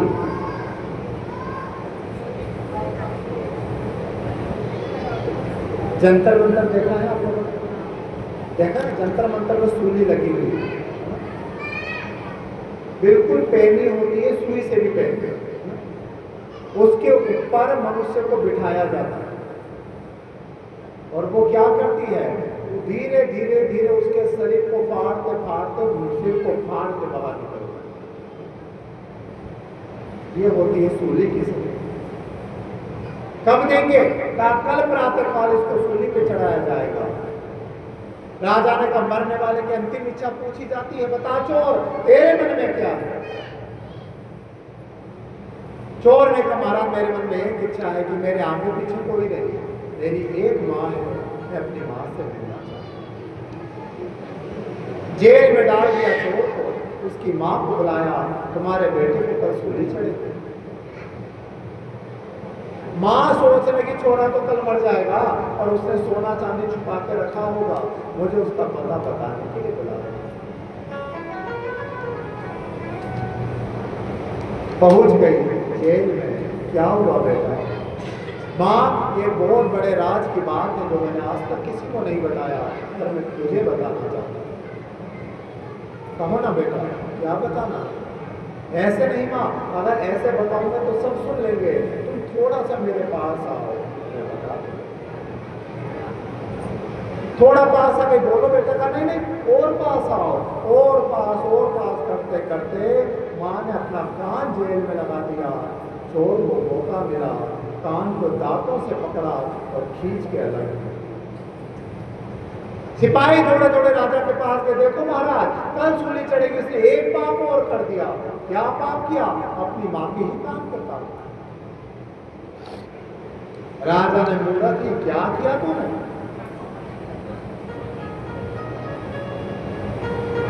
चोर कहने लगा, मैंने जो किया बिल्कुल सत्य किया महाराज। आज मैं जो चोर बना हूं ना, मैं चोर नहीं बनता, पर मुझे चोर बनाने वाली ये मेरी मां। मैं बचपन में स्कूल जाता था, एक पेंसिल चुरा के लाया। मेरी माँ ने क्या किया? उस पेंसिल को रख के अलमारी में रख दिया, बेटा जब ये खत्म हो जाए ना तो काम में ले ले। मुझे लगा मैंने बहुत अच्छा काम किया है। 2 दिन बाद में ड्रेन बॉक्स चुरा के लाया, तीसरे दिन कॉपी किताब लाया, चौथे दिन बैग का बैग चुरा लिया। अब तो मुझे ऐसा चोरी का चस्का लगा कि चोरी करते करते मैं नगर का चोर। जिन दिन मैंने पहले दिन पेंसिल चुराई थी, अगर मेरी माँ उसी दिन मेरे गाल पे एक चांटा मार देती तो शायद आज मैं नगर का चोर नहीं बनता, पर मेरी माँ के लालच के कारण मैं इस नगर का चोर। तो मैं चोर नहीं, मुझे चोर बनाने वाली मेरी माँ है। राजा ने कहा बिल्कुल सत्य कहा, तो क्या करें? तो इस चोर को मुक्त कर दो। और प्रातः काल होते इसकी माँ को सूली कर। कहने का अर्थ यही है भाई कि पाप करने वाला पापी होता है, पर उसको उस पाप को अग्रसर करने वाला, उस पाप को बढ़ावा देने वाला उससे बड़ा अपराध। पर भगवान से कहना कि मैं इंद्र को मार नहीं सकता, तो महाराज मेरे पति मरे हुए को जिंदा कर दो, तो अब इसको भी जिंदा नहीं कर सकता। लेकिन जाओ, मेरा आशीर्वाद है, तुम्हारा पति हर मनुष्य के हृदय में काम रूप से निवास करे। रति कहने लगी, महाराज बिना शरीर के पति का मैं क्या करूं? मुझे तो शरीर वाला पति ही चाहिए। भगवान शिव ने कहा तो अभी 2 युग इंतजार करना होगा। जब द्वापर युग का अंत होगा उस समय भगवान कृष्ण के सबसे बड़े पुत्र होंगे श्री प्रद्युम्न जी महाराज। उन्हीं प्रद्युम्न की पत्नी बनेगी तुम्हारा। वो प्रद्युम्न कौन? वो साक्षात कामदेव ही प्रद्युम्न बनकर आए। और कृष्ण का पुत्र के तुम पुत्र वधु बन जाना, क्योंकि तो वही कामदेव तुम्हें प्राप्त हो। तो आज भगवान शिव की समाधि को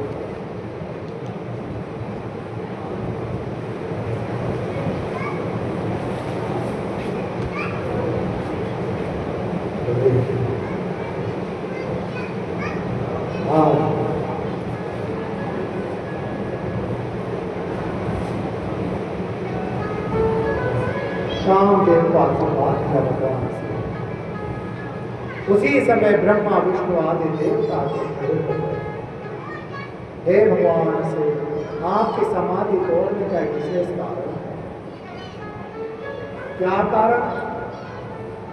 महाराज माँ जगत जननी माँ सती ही पार्वती का रूप धारण करके आई है।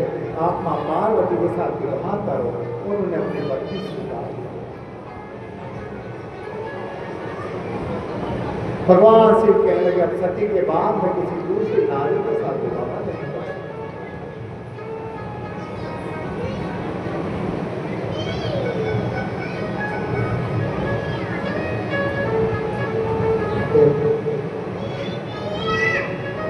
भगवान शिव का चरित्र, भगवान योगी भी हैं और भगवान गृहस्थी, दोनों रूपों को शिव में धारण किया।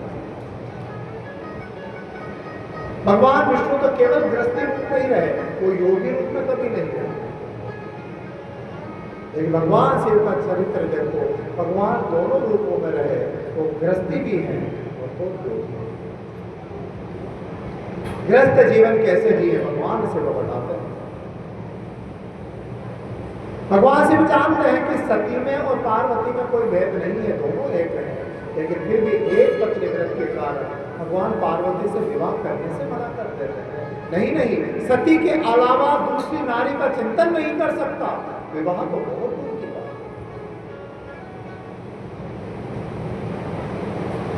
हम लोगों का तो उल्टा सिस्टम हो गया। पत्नी को मरे साल भर नहीं होता, दूसरी लड़की देखना बेटे के लिए शुरू कर दे। कई घरों में होता है। और आजकल तो मरने की जरूरत भी नहीं है भाई, एक घर वाली एक बाहर वाली, जरूरत ही नहीं। लेकिन चरित्र भगवान शिव का जैसा। मर्यादा किसे कहा? मर्यादा केवल दो जनों ने सिखाई, या तो भगवान शिव ने या भगवान राम ने, इनके अलावा किसी ने मर्यादा बताई। पर हम लोग किसकी मर्यादा पे चल रहे हैं? हम तो भगवान कृष्ण की मर्यादा पे चल रहे हैं। उसकी 16,108 है, हमारी कम से कम 8 तो हो। सही है ना? सही है क्या? आदि के लिए सही। अगर 8 में से 7 भी आते तो तुम सोचो तुम्हारी क्या हो। आदि के लिए हाँ सही है।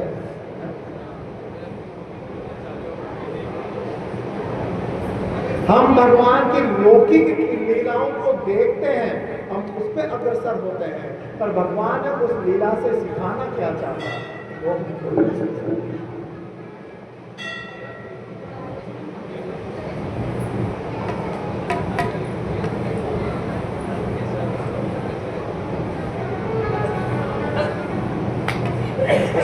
क्या उसको भी चाहिए? कोई जाए जो काशी में मेरा परिणाम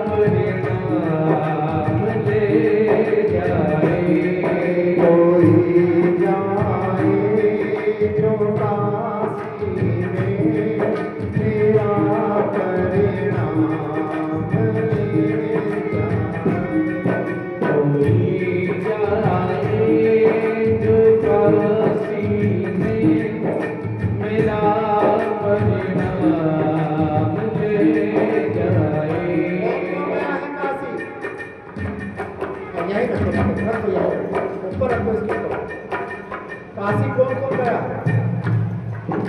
और कौन कौन नहीं गया और जाना कौन कौन चाहता है?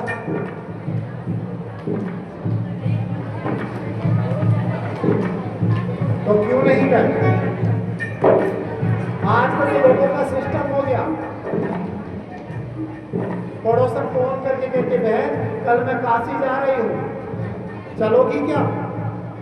का नहीं बहन अभी जा तो नहीं सकती, पर क्या करना? का तुम जाओ तो क्या करना? फिर यही बात कहती है मैं खुद तो जा नहीं सकता, मेरा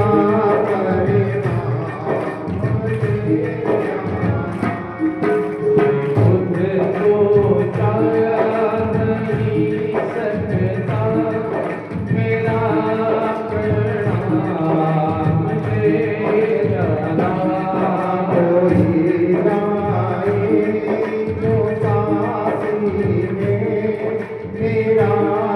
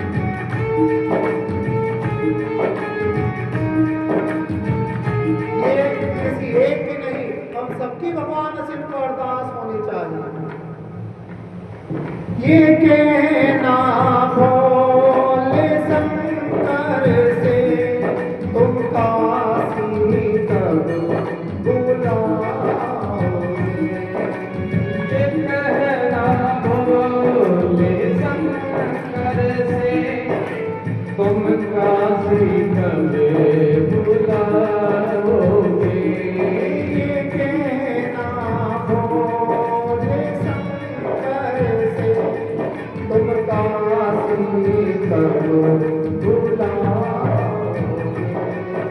ये कहना भोले शंकर से तुम काशी कब बुलाओगे। बड़े जो जाल माया के होते तुम कब छुड़ाओगे। बड़े जो जाल माया के उन्हें तुम कब छुड़ाओगे। मुझे से भोरे दल दल से मेरे भोलेनाथ ले जाना। मुझे किसी गोर जल जल से मेरे भोलेनाथ ले जाना। कोई जमाए जो काशी में मेरा बेगाम ले जाना। कोई जाए तो काशी में मेरा पैगाम ले जाना।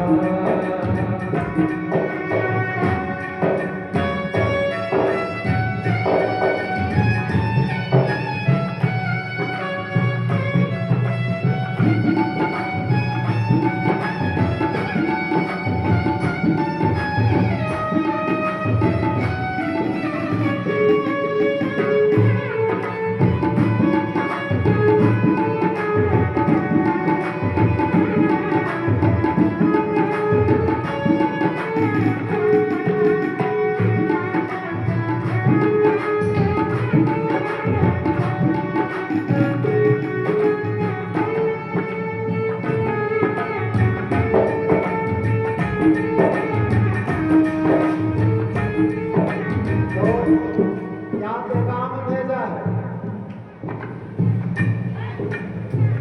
तुम सबका तो ध्यान ही काजू कतली और मिठाई में जा रहा है। बताओ, उधर तो पैगाम जा रहा है और तुम घेवर की थाली को देख रहे हो।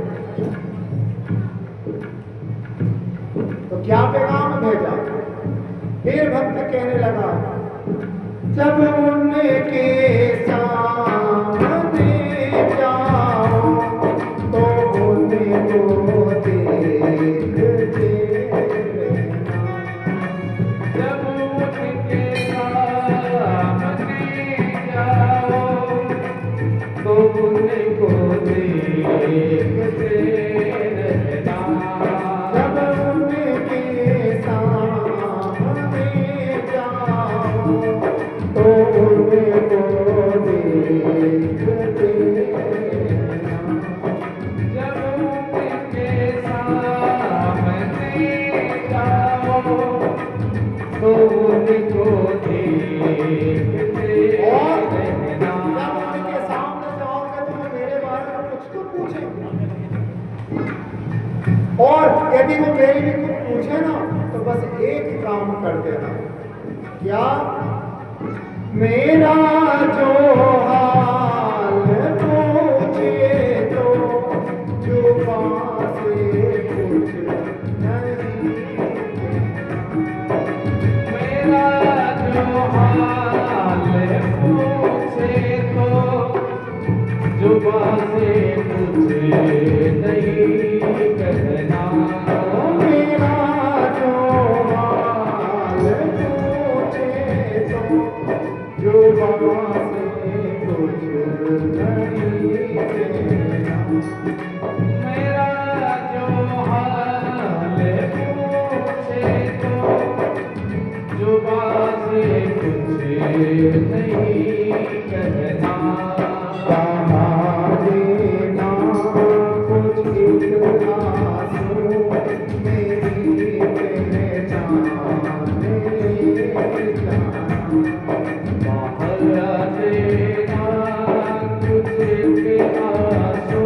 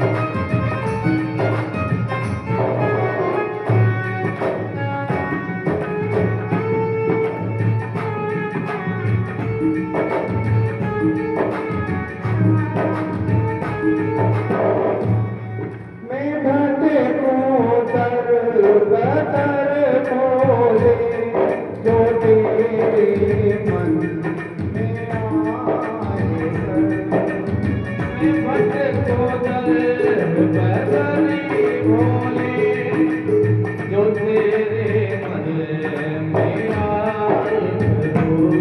मैं भटकूं दर बदर भोले, जो तेरे मन में आए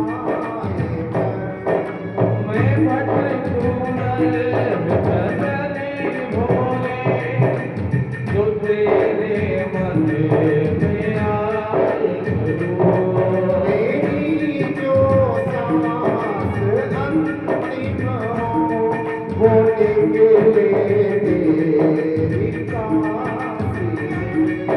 मेरी जो सांस अंतिम हो, जो निकले तेरी काशी में। मैं काशी हो तेरी भोले, मुझे बिन नाम ले जाना। काशी हो तेरी भोले, मुझे बिन नाम ले जाना। मैं खुद तो जा नहीं सकता, मेरा परिणाम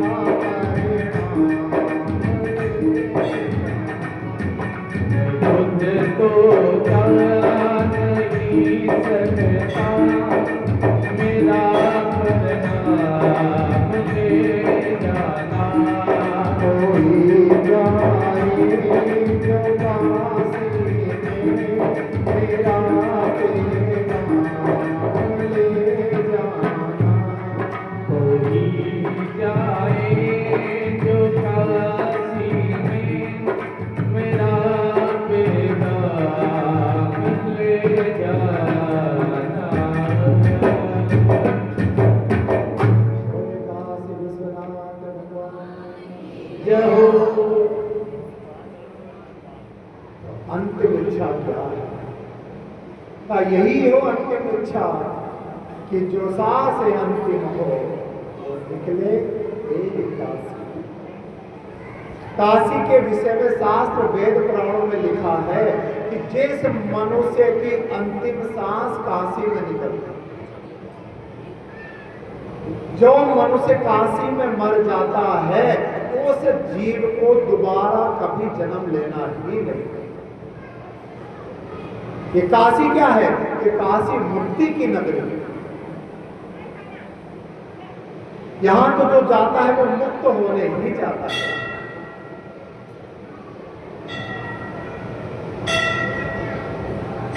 पर हम लोगों के तो पाप ही इतने प्रबल हैं कि हम तो जैसे जाते हैं ना, वैसे ही लौट के वापस आते हैं।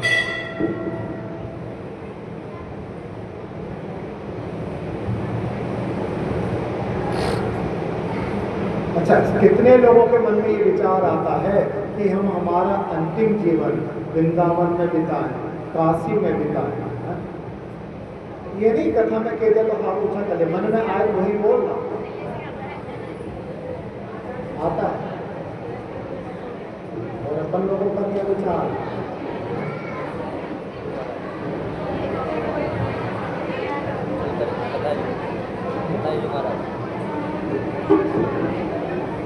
चाहते सब है कि जो हां से अंतिम हो वो निकले तेरी काशी। चाहते सब हैं कि अंतिम चरण, अंतिम सांस हमारी ब्रज भूमि में निकले, अंतिम सांस हमारी काशी नगरी में निकले।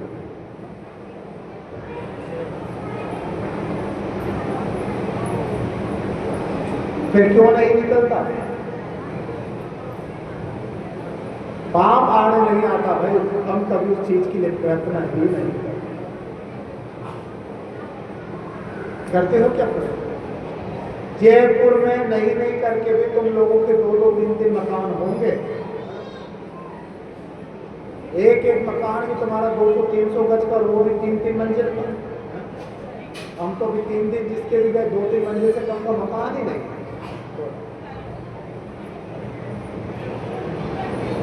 इतना पैसा लगाया, जीवन में कभी सोचा कि हम एक 50 गज का मकान वृंदावन में ही कर सकते?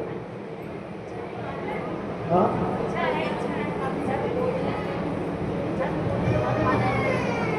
इच्छा बहुत है, पर कहाँ मिले वृंदावन? क्यों नहीं मिले? जाओ पता करो, बहुत दुनिया ले रही है वृंदावन में तो। लेकिन फिर देखो बताया, अगर खुद वृंदावन में नहीं बच सकते, अगर खुद वृंदावन में वास नहीं पा सकते, तो फिर वास पाने का पुण्य ही कमा लो। जो पुण्य वृंदावन में रहने से मिलता है, वही पुण्य कुछ कर्म को करने से मिल जाता है। क्या कर्म करने से? का वृंदावन में अगर खुद नहीं रह सकते ना, तो अपनी इच्छा से किसी और को वृंदावन में बसा।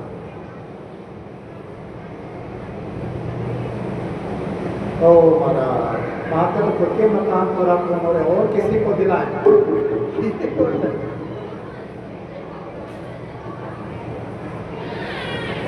लेकिन ऐसा संत लोग कहते हैं कि वृंदावन में खुद नहीं बस सकते, तो किसी को वृंदावन में बसा दो। अर्थात कोई रहना चाहे उसको कह दो भैया ये वृंदावन में रह जाए।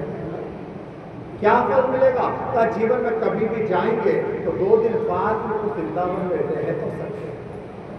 अभी तो लोग वृंदावन में क्यों नहीं रुकते? ओ, एक दिन का 1500 रुपया किराया लगता है, 5 दिन रुकेंगे तो 15,500-6,000 रुपया बिगड़ जाएगा।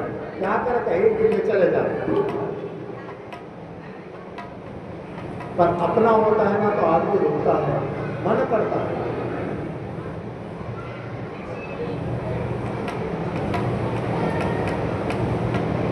तो ऐसा तो कर सकते हो। हाँ? देने वाले ने क्या कमी कर रखी है? देखो, ये बात गलत है। हमारे को जब किसी और को देना होता है तो भगवान याद आता है। तुम बेटी को देते हो, जब बोलते हो क्या वो देगा जब तेरे को देंगे? बेटी तो आके गई, मम्मी बाजार चलो मुझे साड़ी लाना है, तुम मना करते हो? नहीं कहते, गलत बात। तुम कह हाँ बेटी चल चल, 5-6 हजार तक दिला तुम चल चल, तब कहते हो पापा बोले ना के तो दिलाऊंगी।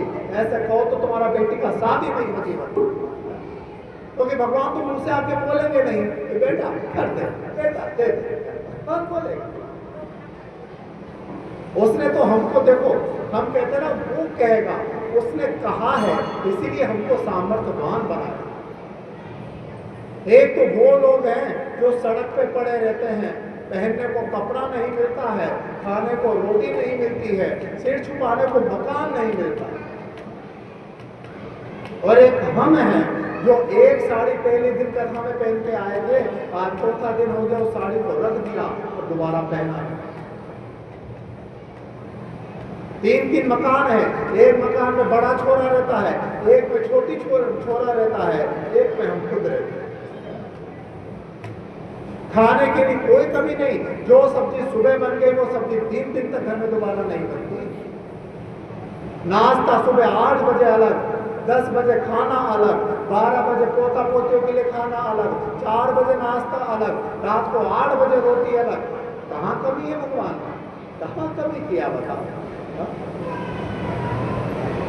रोटी दी, कपड़ा दिया, मकान दिया, इससे ज्यादा और क्या सामर्थ्य बनना चाहते हो?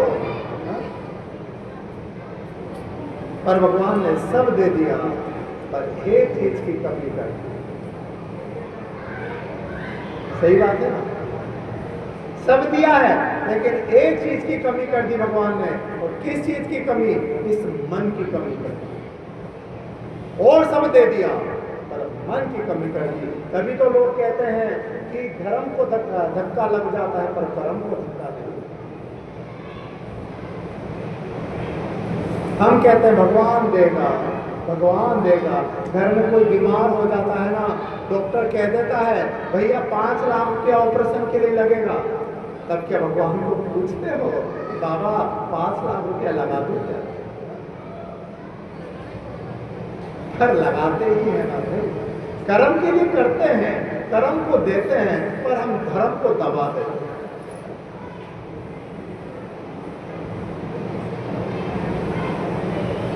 अकेले नहीं कर सकते, 50 जने मिलके कर दो, इतना तो कर सकते हैं, वो भी नहीं कर सकते।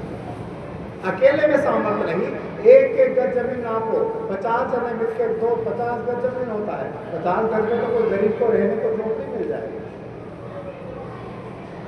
पर ऐसा नहीं होता, क्यों? क्योंकि कृपा तो करता है भगवान, लेकिन भगवान ने सब दिया। पर राधा रानी ने कहा ना, जब उद्धव संदेश लेकर आया, उद्धव तेरे ठाकुर ने सब किया पर एक छल कर दिया। क्या छल?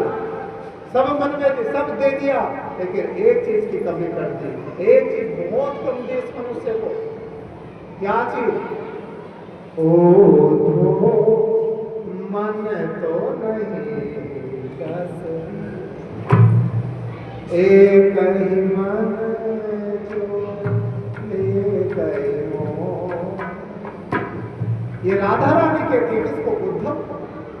ठाकुर जी इतना छलिया, सब दे दिया, पर मनुष्य को मन देने में कमी कर। अगर वो मन की 10-20 दे देता ना, तो कम से कम हर चीज में एक एक मन को तो लगा दे।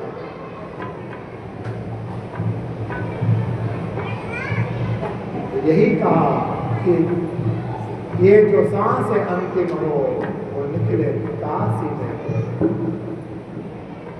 ऐसा जीवन बन जाए कि अंतिम चरण हो। अरे नहीं बच सकते तो कम से कम इतना कर दो कि मरो, जब अपने बच्चों को कह के मरो, बेटा मर जाए ना तो इस शरीर को ले जाके वृंदावन में जला देना, इस शरीर को ले जाके काशी में जला देना।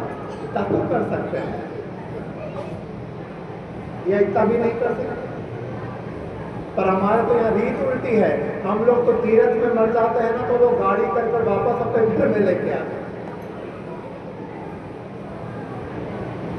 लेकिन ऐसा सब शास्त्रों में लिखा है कि अगर तीर्थ में मनुष्य का प्राण निकल जाए तो उस मनुष्य को दोबारा घर पर नहीं लाना चाहिए, उसी तीर्थ में उसका अंतिम संस्कार करना चाहिए।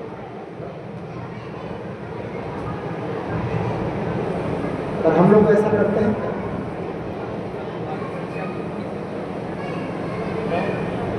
हम लोग तो सोचते हैं अगर वृंदावन काशी में ही मर गया, वहीं कर दिया, तो फिर घर पर रोएगा कौन? रोने वाले में तो 2-4 होने चाहिए। तीर्थ में रोने वाला कौन? तीर्थ में तो सारे यात्री, कौन किसके लिए रोता है? लेकिन यही जीवन है।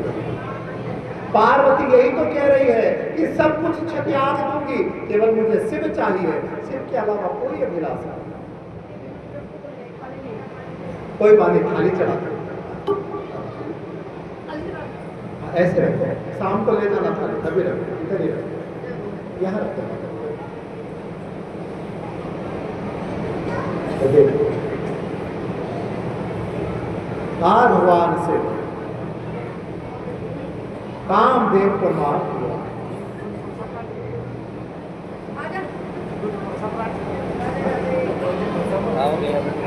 उधर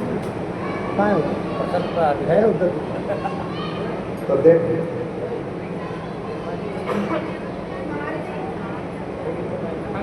हाँ सूजी महाराज कह रहे हैं।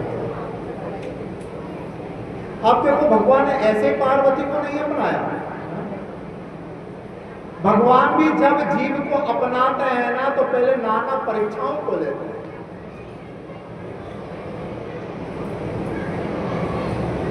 जब ये जीव भक्ति मार्ग में जाता है तो डायरेक्ट भगवान नहीं अपनाते हैं, पहले उस जीव की परीक्षा को लिया जाता है। क्या परीक्षा? पार्वती की भी भगवान ने क्या परीक्षा ली? सबसे पहले सप्त ऋषियों को भेज, जाओ पार्वती की परीक्षा लेकर आओ। हाँ, सप्त ऋषि आए।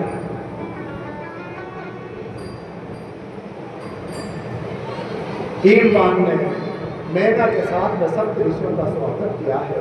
मां पार्वती ने सप्त ऋषियों को मंत्र याद आ गया वही ब्रह्म वाक्य जो आकाशवाणी हुई थी कि सप्त ऋषि आएंगे और भगवान शिव से मिलने का मार्ग बता के पार्वती ने सप्त ऋषियों को देखा। सप्त ऋषियों को कहने लगी पार्वती प्रभु आने का कारण। पार्वती मैंने सुना है कि तुमने भगवान शिव की तपस्या किया और आकाशवाणी ने तुम्हें वरदान भी दे दिया, लेकिन एक बात बताओ तुम उस शिव को क्यों अपनाना चाहती हो? आखिर उस शिव में क्या रखा है?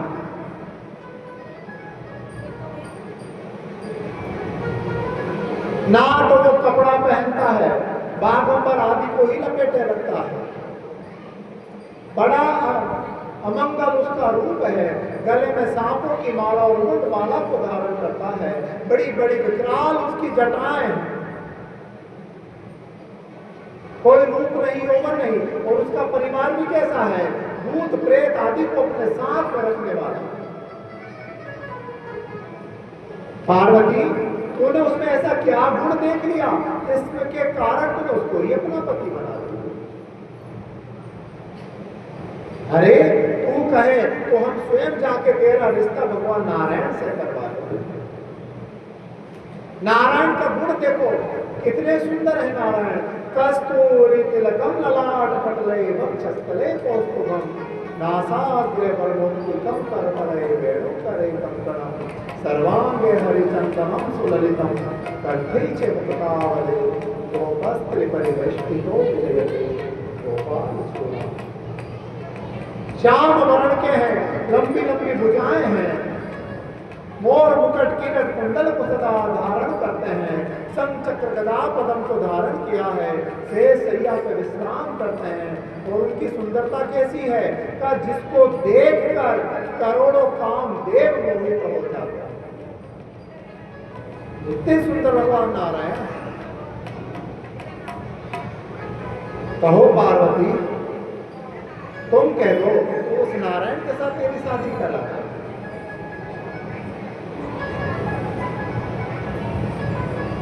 आज पार्वती कहती है सत्य से महाराज क्या आप पतिव्रता नारी के गुणों को नहीं जानते? स्त्री जिसको अपने हृदय कमल में पति रूप में विराजमान कर देती है, चाहे वो कैसा भी हो, उसके अलावा वो पर पुरुष को कभी अपने हृदय में विराजमान। स्त्री का गुण यही होना चाहिए, पति लंगड़ा हो, लूला हो, कुआंगा हो, काली हो, गरीब हो, अमीर हो, कैसा भी हो, पर उसके लिए वो ही उसका परमेश्वर होना चाहिए। आपने जो वर्णन किया कि भगवान शिव के गले में मुंड माला है, सर्पों की माला है, बागंबर पहनते हैं, मुर्दे की राख लगाते हैं, मैं सब जानती हूँ कि वो कैसे है। पर क्या करो, मेरा ये मन और चित्त है ना कि उस शिव के ही चरणों में लग सका है। अब शिव के सिवा मुझे कोई नहीं था। इसीलिए सप्तऋषियों आप जो मुझे ज्ञान दे रहे हो ना, ये ज्ञान दे रहे बार बार सप्तऋषि समझाते हैं, लेकिन मां पार्वती के समझ में कोई बात नहीं, क्योंकि मन में बस एक ही बात बसा हुआ। यही भक्ति की परीक्षा है, यही भक्तों का भाव।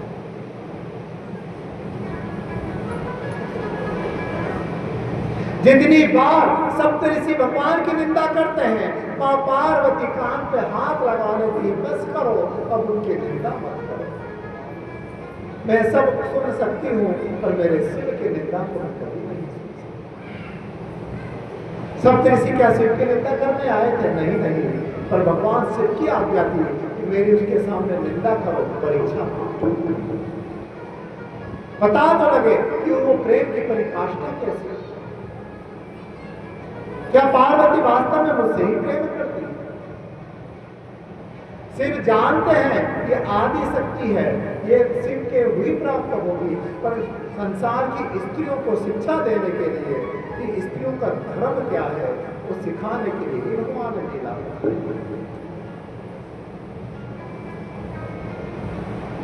जितनी बार सप्तऋषि कहते हैं पार्वती केवल मन में एक ही नाम का जाप करती है, मैं सब सुन लूंगी पर उनकी निंदा नहीं। सप्तऋषि विष्णु की तारीफ करते हैं, शिव की निंदा, और पार्वती मन में केवल एक शब्द बोलती है कि शिव शिव शिव शिव शिव शिव शिव शिव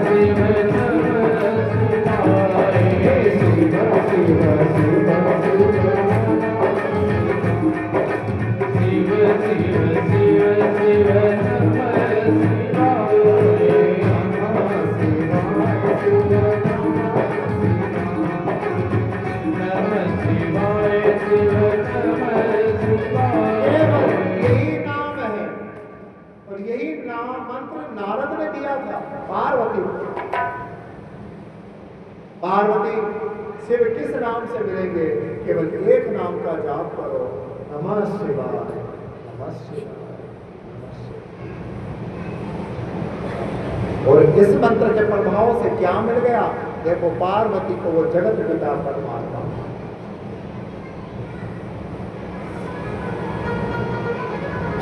जब पार्वती को भगवान मिल सकते हैं तो क्या हमको नहीं मिल सकते? मिल सकते हैं, पर हमारा भाव उस पार्वती में कैसे? हमारा भाव तो पल पल छिड़ बदलता रहता है। गणेश जी की पूजा किया 2 महीना, महाराज मेरा ये काम हो जाए, ये काम हो जाए, और 2 महीने में काम नहीं हुआ तो कहा गणेश जी तो झूठा देवता, क्या करेगा? माता जी की पूजा करो। फिर 6 महीना माता जी को मना लिया, माता जी माता जी माता जी, पर 6 महीना में वो काम नहीं हुआ तो कहो माता जी तो सब नाटक है, भैरू जी को मना ले। जय भैरू बाबा, जय भैरू बाबा। भैरू बाबा करते करते 2 महीना बीत गया पर काम नहीं हुआ। आओ भैरू जी भी नकली, क्या करें? कहा चलो चलो हनुमान जी को मना ले। हनुमान जी ने काम नहीं किया तो राम जी को मना लिया, राम जी ने नहीं किया तो गोविंद जी को मना लिया।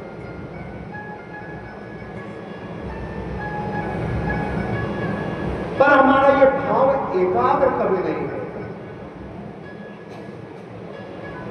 नहीं, एक ही है, करेंगे तो यही करेंगे, आज नहीं तो कल करेंगे।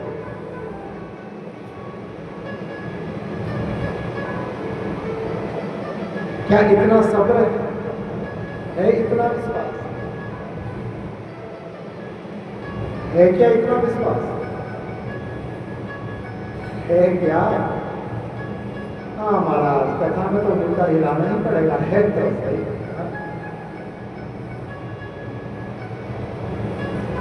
इतना विश्वास सब कृष्ण ने इतनी निंदा की, पर पार्वती का विश्वास नहीं डगमगाया।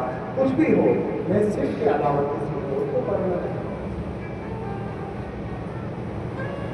आज सब कृष्ण प्रसन्न हो गए, तेरी चिंता मत करो ना, तुम्हें भगवान से नहीं पति रूप में प्राप्त होंगे। उन्हीं का संदेश लेके आए हैं।